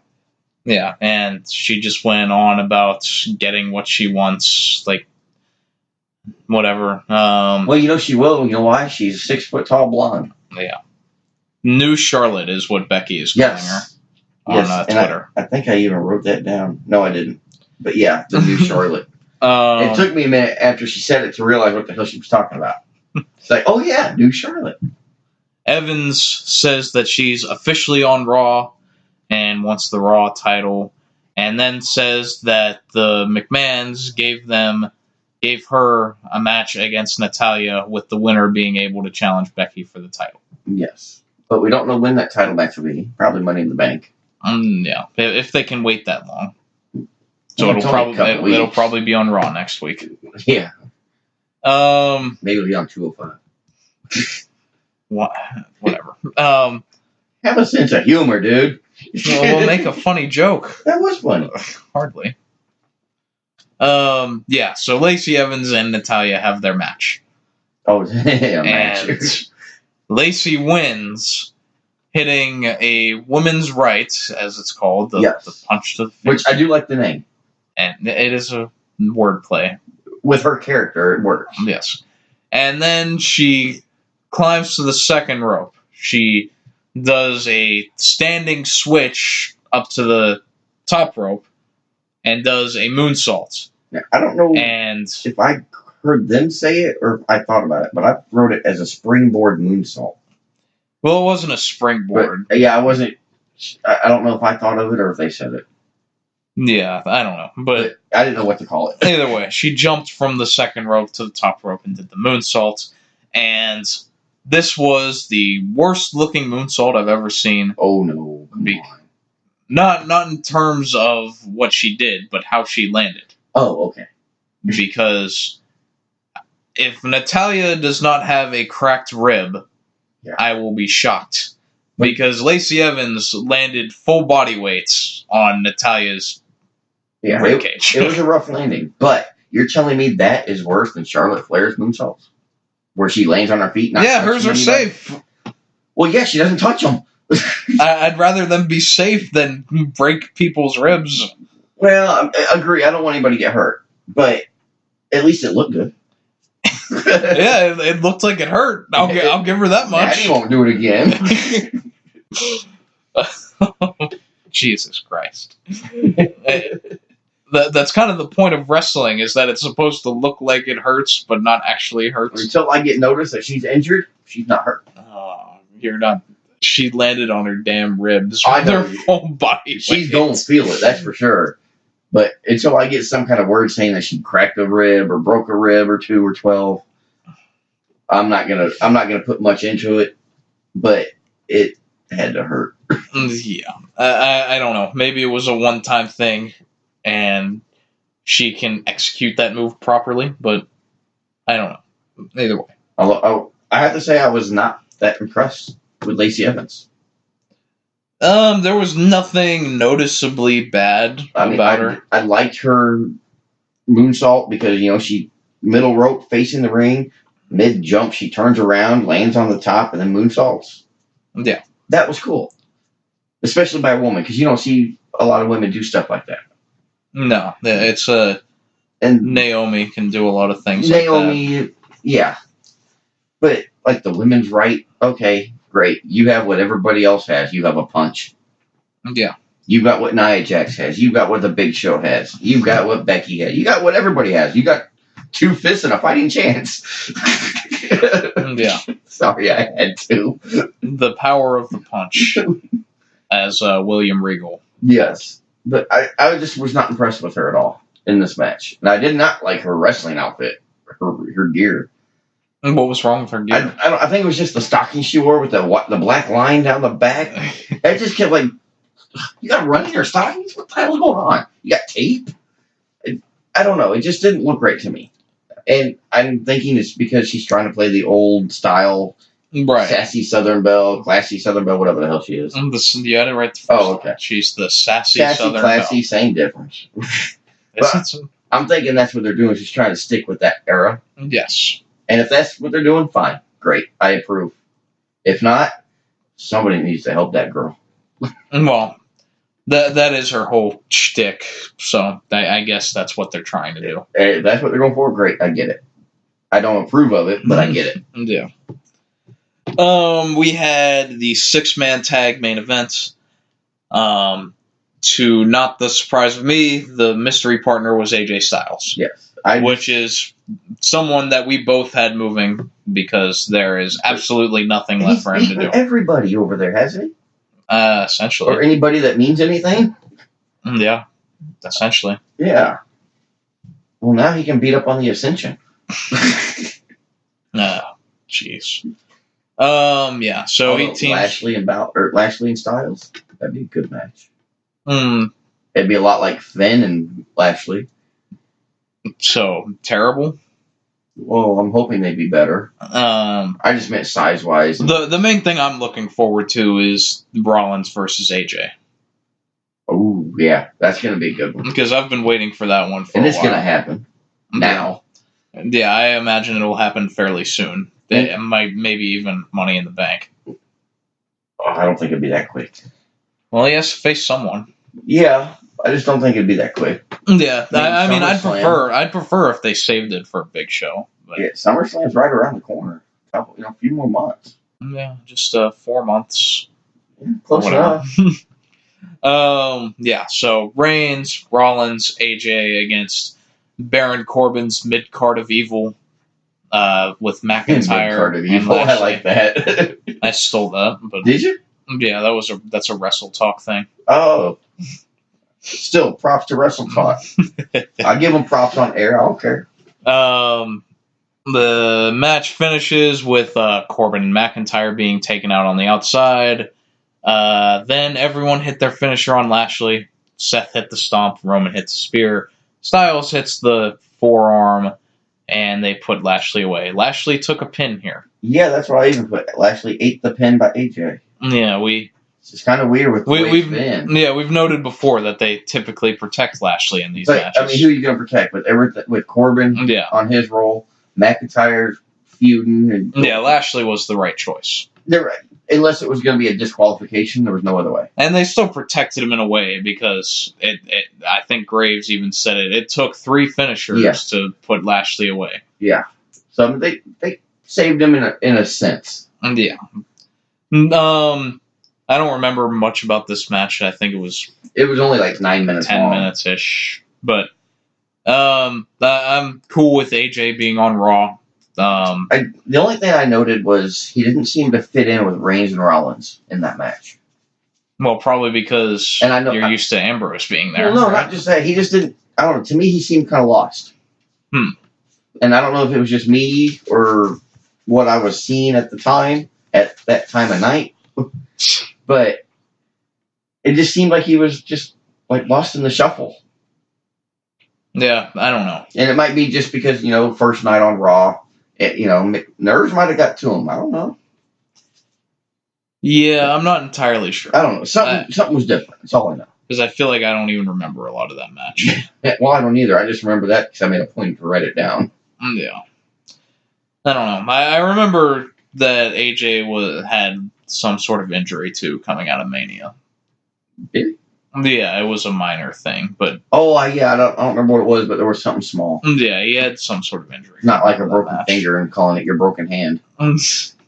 Yeah, so maybe he's still on those lines. I don't know. But I guess we'll get into SmackDown. No final notes on Raw? No. Yeah, we'll get into the overall rosters after the SmackDown review. Yeah, because I'm going to have to look at your computer for that. I have most of them written down. Oh, you okay. I thought you had the website pulled up and had it split. No. I have it in my notes. Okay. So, SmackDown, the overall show thread that they did throughout the show with Owens and the New Day was very fun. I enjoyed it all the way through. And that started with Kevin Owens opening the show. Yes. And again, even though I've already seen it, it still made me laugh that he has the T-shirt on and the blazer with the clip-on tie. It's not clip-on. Or whatever it is. Well, it might be a clip-on like up front, but it looks like a real one. Yeah. But yeah, I love it. It's funny. It still made me laugh. Yeah. What were you going to say? I don't know. I can't remember. Okay. Quick train, short track. Owens mentions later tonight Vince McMahon will be here to reveal the biggest acquisition in SmackDown history. Yeah, we'll get to that because I got 3 little letters for that one. Owens then introduces his guest, Kofi Kingston, and there is no Big E here as he is on the shelf with an injury. Well, you didn't mention Xavier. Well, yeah, Kofi's there with Xavier.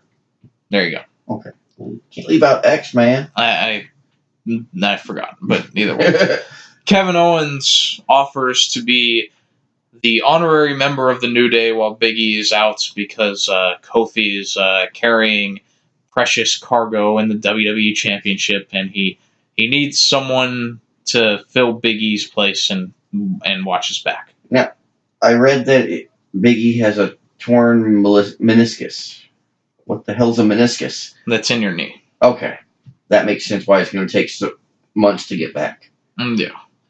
Was it torn? That's what I read on Cage Side. Okay. Rumor Roundup. Okay. Yeah, so Kevin says that at first he says he could be the Big K. Yeah. Then he changes it and says Big O because it's funnier. It is. Which, yes, that's a euphemism for something, but yeah, we won't get into what. But I mean, when I hear that, I think of Oscar Robertson because he was the Big O. Not the Big O KO's talking about. No. For those who don't understand, ask your mom or dad. Let your parents. Was that explain. a your mom joke there? No, that was just let your parents explain. Good one though.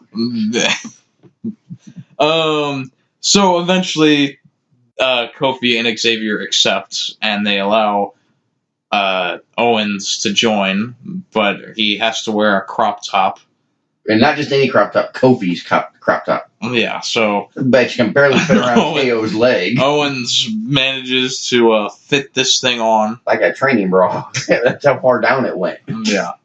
Funny as hell, though. And then they do their dancing and all that. But you forgot to mention he got horned. Yeah, that's right. They did the honorary unicorning. Yeah, that's what we call it. He was unicorned. And he got down on one knee to get it. Yeah, they put the little strap on his head. I thought it was funny. It was. It's typical New Day shenanigans. Yeah. And they would set up the later segments in the backstage bits where they had initiation for Kevin Owens, where he had to eat a full plate, fuck ton of pancakes. Yeah, more like a big old serving platter. Yeah, and at least what 50? About 50 on there. And they said that he had to beat Big E's time of like 5 minutes and 30 seconds. Yeah, and it was funny because they started and went to commercial and came back, and he was like finally finishing. Yeah, he was on the last one. The first one and he's supposedly never eaten a pancake before. Yeah, he said he's never eaten a pancake. And then he takes a bite and goes, "They're dry. These are cold. Dry. Cold, dry." I was like, man, if you want to know how it feels, try and eat one piece of bread without having anything to drink. That's what eating a dry pancake's like. Yeah. And see how many you can eat in 3 minutes. But he did beat Big E's time, apparently. Yeah, which is still funny. I don't care. Yeah. And there was another bit later before the main events where they had him do the Big E voice introduction. Oh, yeah, right before they came out? Yeah, where he does the oh. Are we going to get to that when we get to the match? No, I'll just mention it here because I don't have it noted. Just because it was funny bits.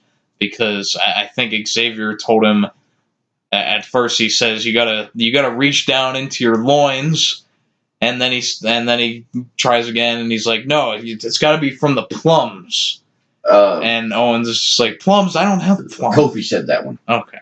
But yeah, I don't have plums. So this was funny, silly stuff throughout the show. It was. And you know what? He didn't do a bad job doing it. The Big E part. No. On the mic. I actually enjoyed him trying to do it. And my only other thing I'll mention on this before we get into their main event later, I guess, is that somebody is going to end up turning heel. And it's either going to be Kevin Owens or it's going to be Big E when he comes back. The easiest way to do it is that Kevin Owens is going to end up turning heel on Kofi, and he'll challenge him for the title, which I figure is what will happen.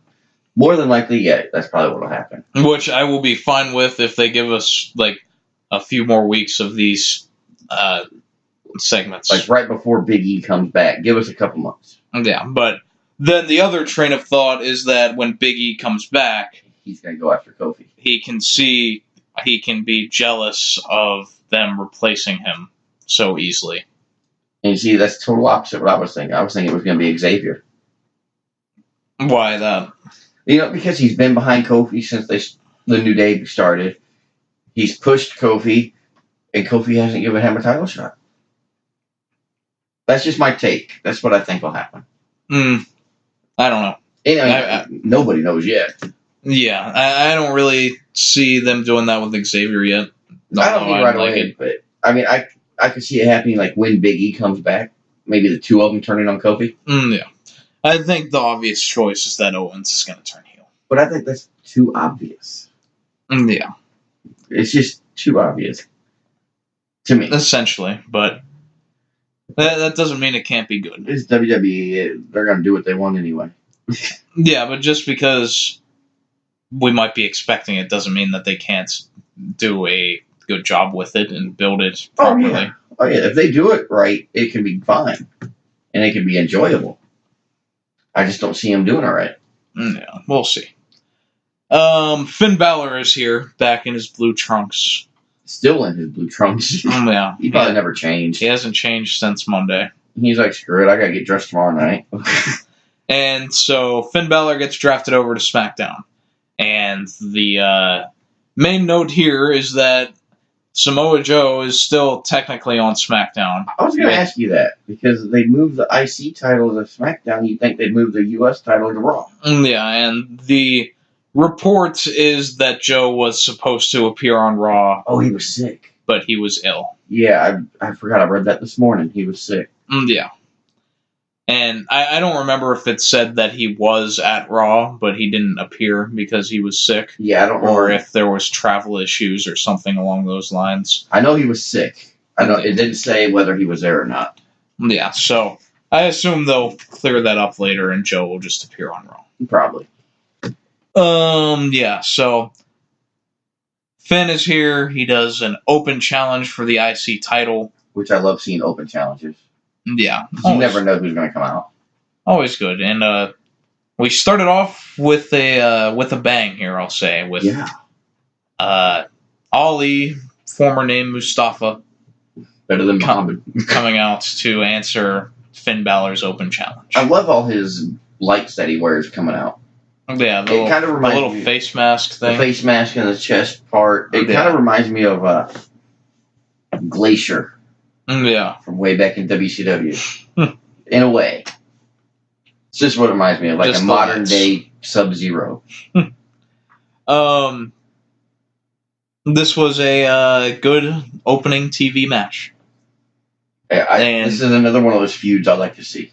This is kind of what I wanted to do with SmackDown, because I had Balor going over here in my predictions, is just to put all of the good wrestlers on SmackDown and let it be a wrestling-centric show. Cut all the drama and leave that at Raw. Yeah, because we'll get into the guys that there are on SmackDown later, but I mean, you just got a taste of it here. Just Finn Balor versus Ali, nice 10, 15-minute match. It was a good couple commercials, or one commercial at least. Yeah. Maybe two, maybe. Balor ends up winning with the coup de grace. They shake hands after. And it had me wondering if Ali was going to shake his hand at first. Yeah. Just because he was kind of slow getting up, so I didn't know if maybe it was just winded or if he just leery of shaking Finn's hand. I think the unfortunate thing is that Ali is starting to feel like an odd man out at this point. It is, and it sucks because he's good. Yeah, and But he was in a prominent role and got injured, and really ever since then he's mostly lost. Yeah, I mean he's had good showings in all of those matches. Yeah. He's not just getting beats. But it's not. But it's WWE, and we all know the wins don't matter, in a way. Yeah, because they can just Do what they put want. him right back into a title program if they want. Exactly. Ask Charlotte. You don't have to win to even get a title shot. You just go ask Vince. The sock puppet bird raptor thingy popped up again. Yeah. So, does that mean he got drafted to SmackDown? Oh my gosh, I know who it is. Dude, it's the child of the gobbledygooker. The child. The puppet. It's the kid of the gobbledygooker. Moving on. You have no sense of humor. We had Charlotte versus Carmella in the most highly anticipated rematch. We've been waiting for this for so long. Yeah, I did write that. Of course, it should be Flair that'll win, but I think it'd be hilarious if Carmella won. For what it's worth, they actually gave them a good bit of time here, and Charlotte wins with a figure eight. Yep. Not a whole lot other than that. No. Then Lars Sullivan comes out. He takes out R-Truth, who is tending to a hurt Carmella. And Lars approaches Carmella, but Carmella eventually is did she get out on her own, or did the ref help She her out? rolls out of the ring, and then the refs help Okay. her from there. I looked down, and when I looked back up, she was out of the ring, so I wasn't sure if the ref helped her. Yeah, so I don't know if they were setting anything up I hope not with R-Truth. with Lars. with Lars just staring at Carmella maniacally. Who would be a good opponent for Lars Well, on SmackDown?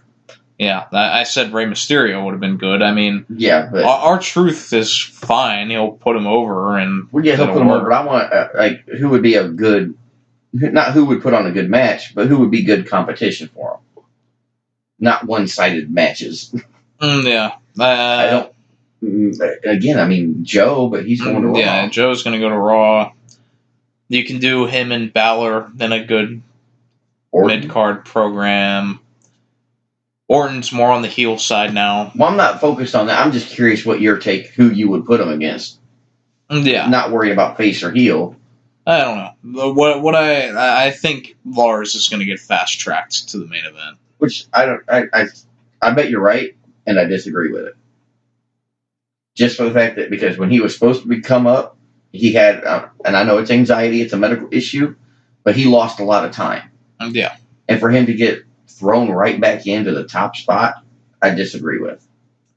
Well, I'll hold judgment until I see what they do. Yeah. I'd prefer if they start him off with something like R-Truth, and Let him work his way up. then maybe they can do something with him and Balor. We'll see. We had Becky Lynch out for a promo. She was interrupted by Ember Moon, who is now on SmackDown. Yes. And, at the time when you're thinking that it's just going to be Ember Moon that comes out, you're like, oh, well, this will be cool, an Ember Moon versus Becky Lynch feud.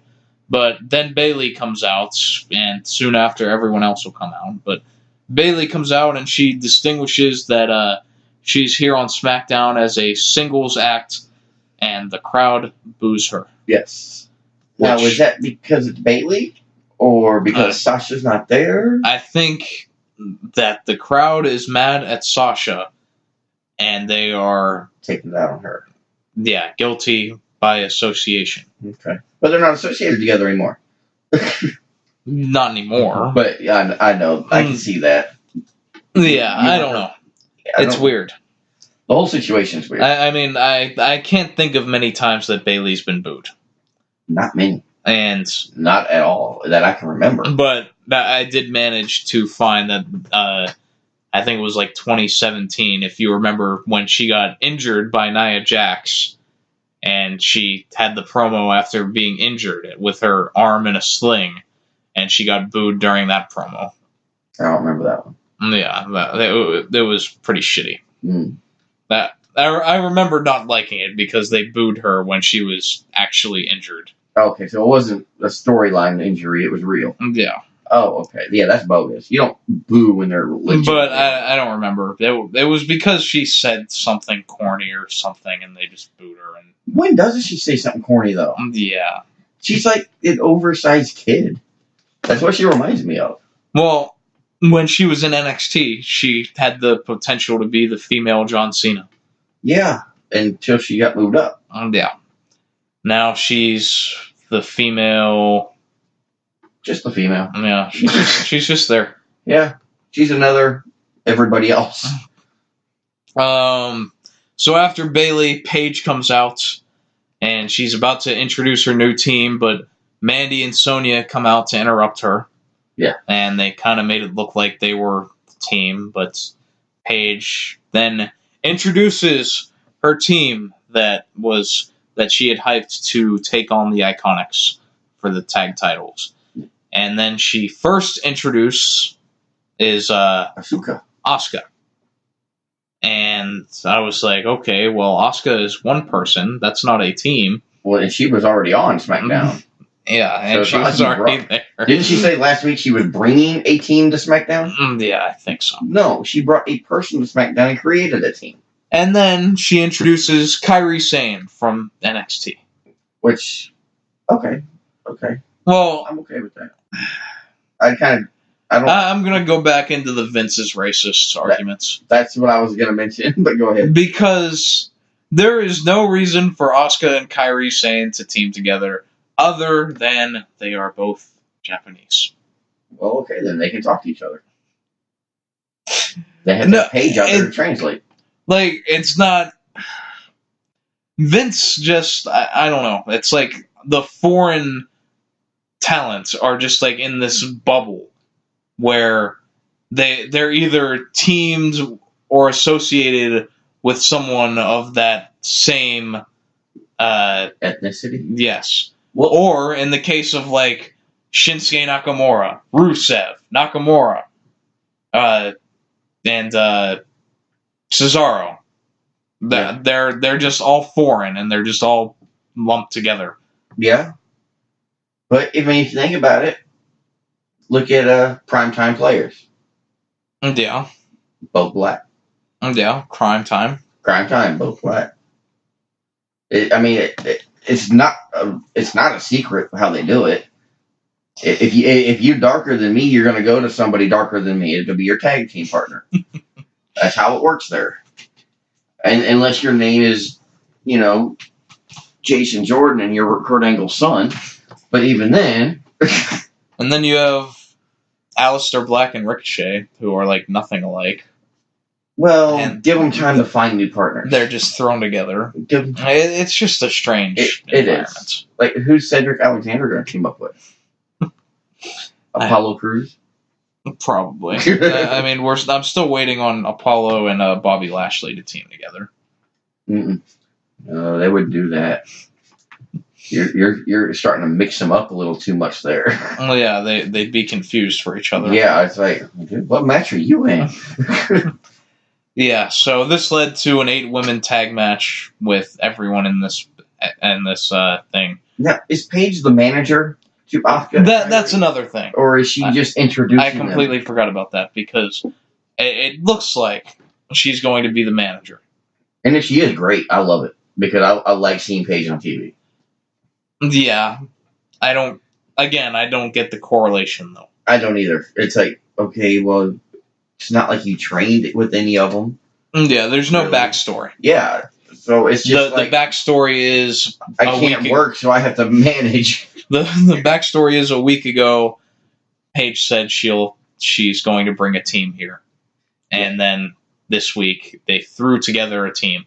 I would have rather come out and represent Mandy and Sonya. Yeah, at least they had a backstory. They had a, yeah. That's what I think. Now, of course, it'd be kind of opposite, but I mean, I think that would have worked better than two Japanese women and a white-ass British woman being their manager. But my good news from this is that Asuka is doing something again. And I genuinely hope that this leads to Asuka turning on Kairi Sane and beating the shit out of her and just being badass heel Asuka. I don't see that happening for a while because they didn't make a point for Paige to announce that she would bring in a team for them to break them up right away. We'll see. They're going to go after the Iconics, and I bet they're going to give them the titles. I don't know. I don't feel like they will, but maybe. I mean, you never know. I mean, I've been wrong before a couple times. I don't know. I just want to see Asuka do something meaningful. Just because. Besides win a title and never show up on TV again. Yeah. But, she can't cut a promo. She doesn't speak English well, so we can't do anything with her. I heard she does speak English pretty good. Yeah, she speaks English. It's harder to understand her. Just her accent's so thick. Yeah. But there's ways around that. Of course there's subtitles. Not subtitles. Oh. There's... Like, if you were going to bring Paige in anyway, you could have just put her with Asuka by herself. You could have gotten any other sort of manager role. Or you could have just not had her speak that often. I wouldn't have her speak. All she has to do is say, no one is ready for Asuka. Yeah. And then beat the shit out of everyone. Yeah, I wouldn't even have her speak. Let Paige be her Heyman. Yeah. And just let her bounce around in the ring back and forth.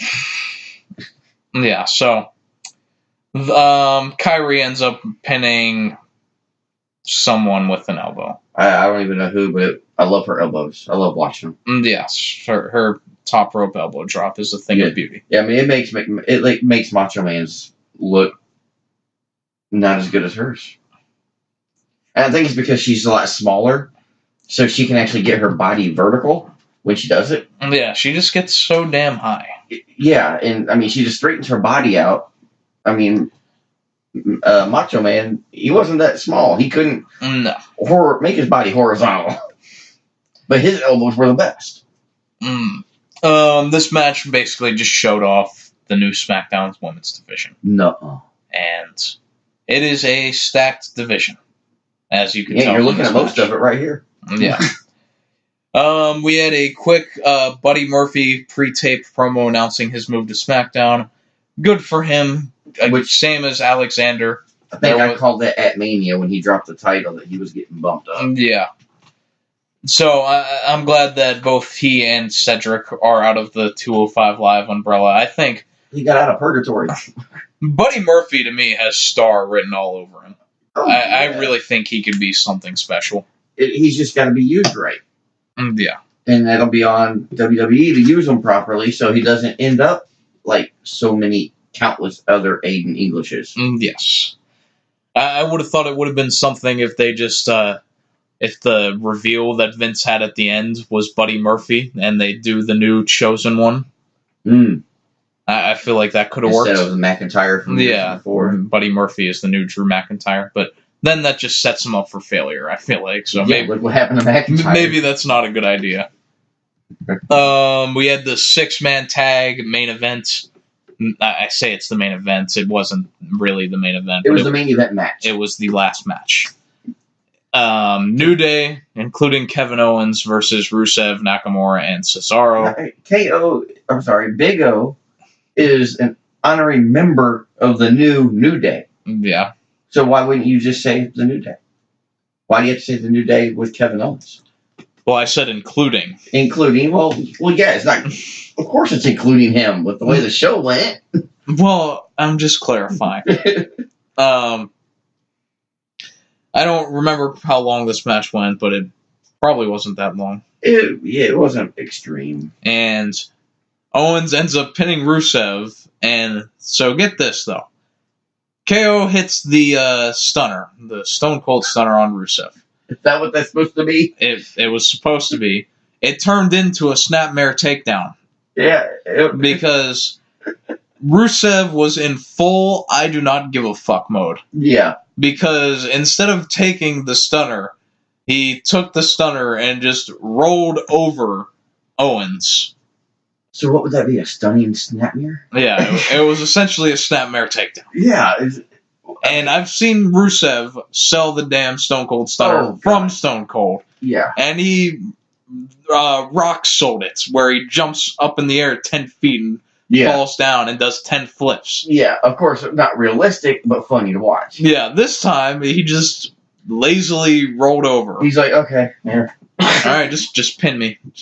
I didn't like that at all. I think Rusev is just over WWE at this point. Well, I mean, they've really screwed him. Yeah. He was so big not even 6 months ago. Yep.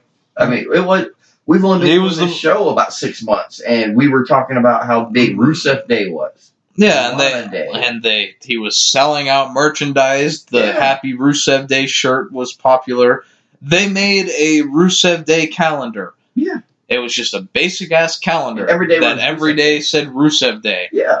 And they went through all of the stock that they ordered in a couple of days. And then they screwed it up. And then did nothing with it. They screwed it up with Aiden English. Yes, when they just had one match. Well, when they turned Aiden... When they split him, because Aiden was really helpful in Rusev. I liked Aiden when he was with Rusev. They made a good team. Mm-hmm. They made good... I'm not going to say manager or valet, but that's really what he was when Rusev was in the ring. For the most part. I mean, they tagged a little bit. Yeah, they tagged a little bit, but for the most part, he was just a valet. Manager type. I can't remember what pay-per-view it was, but I remember they were in a fatal four-way or triple threat tag match for the titles at some point. And at that point, it was probably the peak of the Rusev Day chants. Mm. And just everyone in the building wanted them to win. Yeah. And I remember even Meltzer after that show said, if it were up to him, even if the planned finish was to have whoever win, I would have just called an audible right there and had Rusev and Aiden win. Yeah. And they just never had their moment to shine. Right. And I loved it.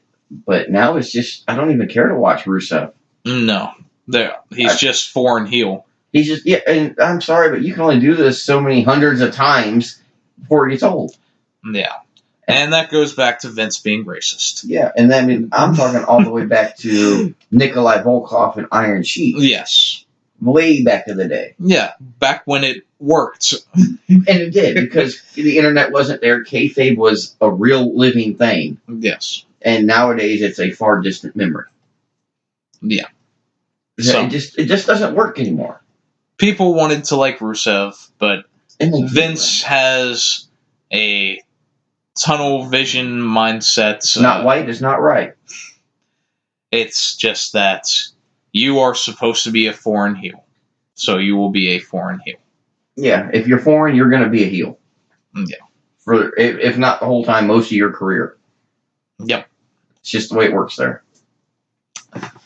And speaking of Vince McMahon, this is where we had Vince McMahon come out to name the biggest acquisition in SmackDown history. Now, as soon as his mouth started moving on that microphone, the chant started.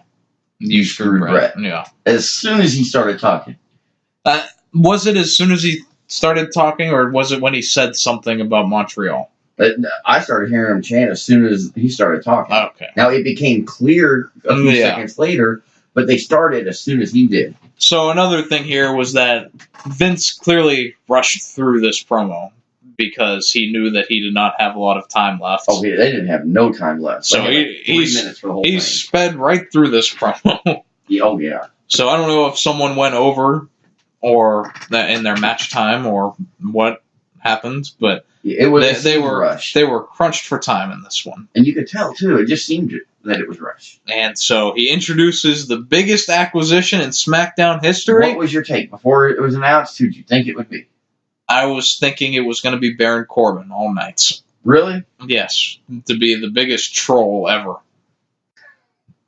Could you imagine the heats and the boos if it's, well, we've got the biggest acquisition in SmackDown history? Yeah. Baron Corbin! Sadly, the one I was thinking it was going to be was the second one that came out. Yeah. That's who I thought it was going to be with the end. Well, we'll get to this and then I'll say why. Okay. So, he introduces Elias. And as soon as he introduced Elias, I was like, okay, well, more likely the guy that's about to interrupt Elias. Because this man cannot go anywhere without being interrupted. Yeah, no shit. And so Elias comes out. He's probably about to do a song or something. And Roman Reigns' music hits. And Roman comes out.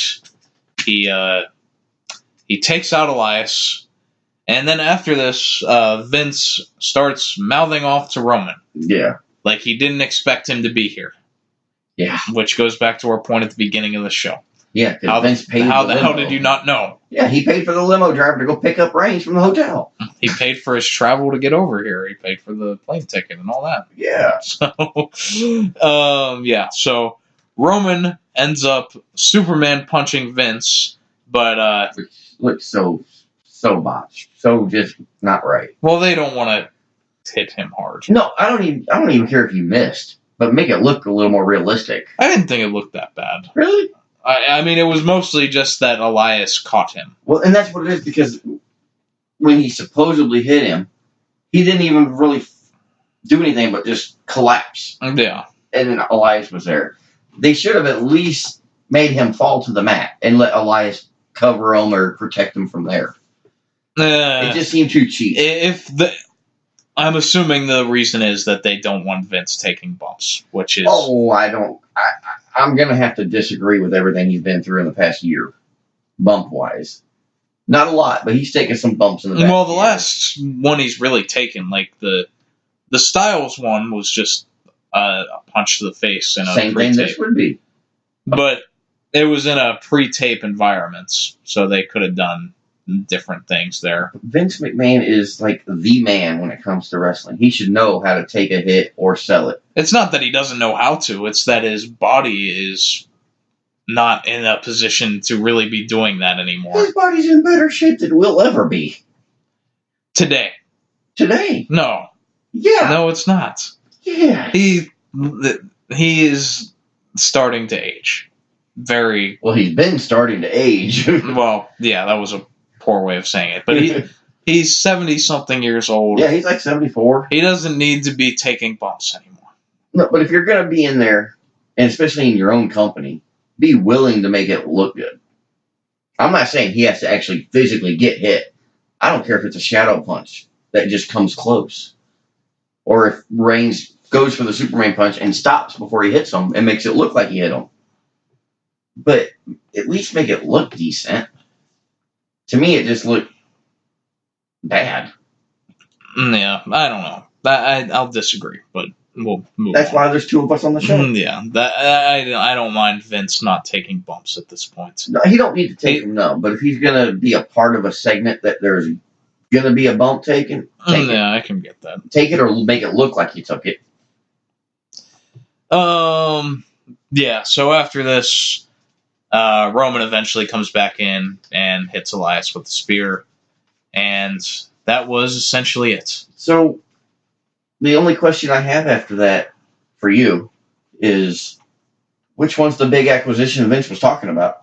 Well, clearly he was talking about Elias. Okay. Because he was shocked for Roman to come out there. Yeah. I don't. Yeah, that part makes no sense, like, storyline wise. I mean, But- I liked it when they did it with Paige. And, that she was going to introduce her team, and then Mandy and Sonya came in. Throw you for a loop. Because then here comes Paige's team right after. Right. And then, here's the big acquisition, and then all of a sudden somebody else interferes. Which one's the acquisition? Yeah. In this case, it doesn't work as well. No. It worked with the way they did it with Paige. It does not work here. Make up my mind who I'm supposed to cheer for. Yeah. So, Roman is on SmackDown, which is fascinating. I saw that coming. I mean, I guess they're going to gear up for the Fox move in 6 months by giving the big dog a new yard to play in. Well, there's not many he hasn't beaten on Raw. No. And it's time for him to switch. So the Shield, Dean's gone. The Shield's no more. Why not get him off that brand and let him start from scratch as just a singles competitor? So how long until he beats Kofi for the title? Next week. I'm going to say probably SummerSlam. Yeah, no. Well, that depends. See, now they threw a wrench in my idea of Randy Orton going into the Fox deal as champion. Yeah. Because now they have it could be their prized possession. Holy shit. It's a triple threat. Randy versus Reigns Roman versus Kofi. For the title. Reigns will probably win going into the Fox deal in October. Yeah. And he'll probably hold it till Rumble. Forever. Rumble. Mania. I can see him hold it till Mania. Yeah. So, as long as he doesn't pull Lesnar and he actually shows up, I'm okay with that. We'll see if Roman can be more likable on SmackDown. As long as they don't shove him down our throats, I think he might have a chance. Because if SmackDown is the wrestling-centric show I want it to be, then we can just have Roman have good matches, which he can do because he is a good professional wrestler. He's a sports entertainer. Whatever. Either way, just don't do everything you did with him on Raw, and it'll be fine. Hey, what you did on Raw, do the total opposite now. And you know what? I bet he gets a bigger pop than Kofi. Yeah, eventually. Because the boos are going to start coming back for Roman. Now, it's just the fact everybody's happy he's healthy. The honeymoon period for that is over. Yeah, because it's been, a month and a half now? 6 weeks? Somewhere around there? Yeah. So, yeah, it's 6 to 8 weeks, it's over. I do want to point out that,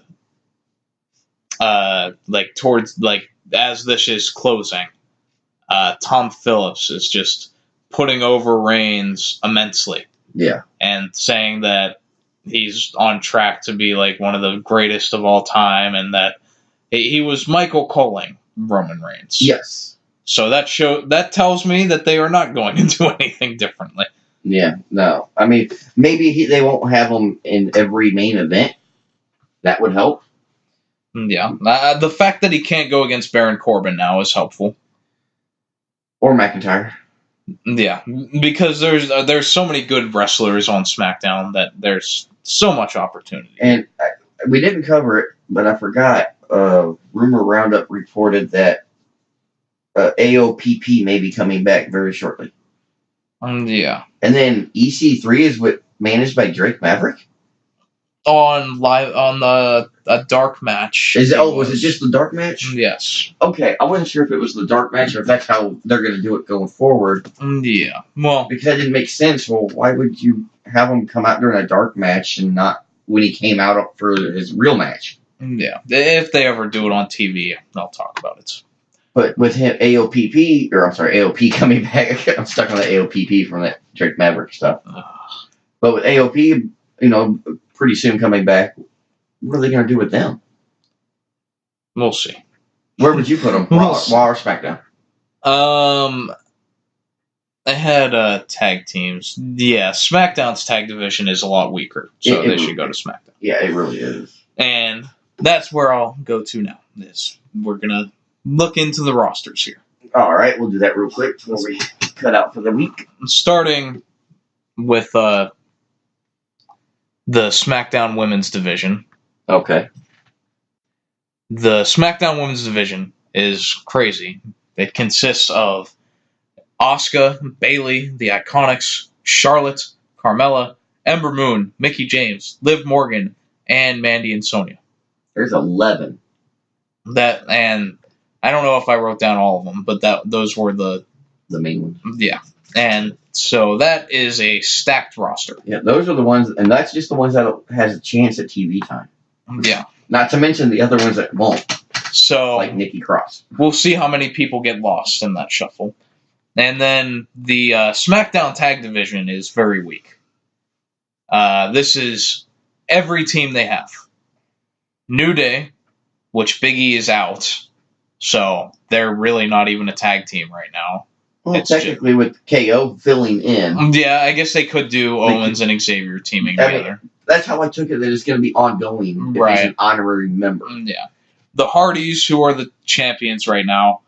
Rusev and Nakamura, who are the Bar. Are they still together?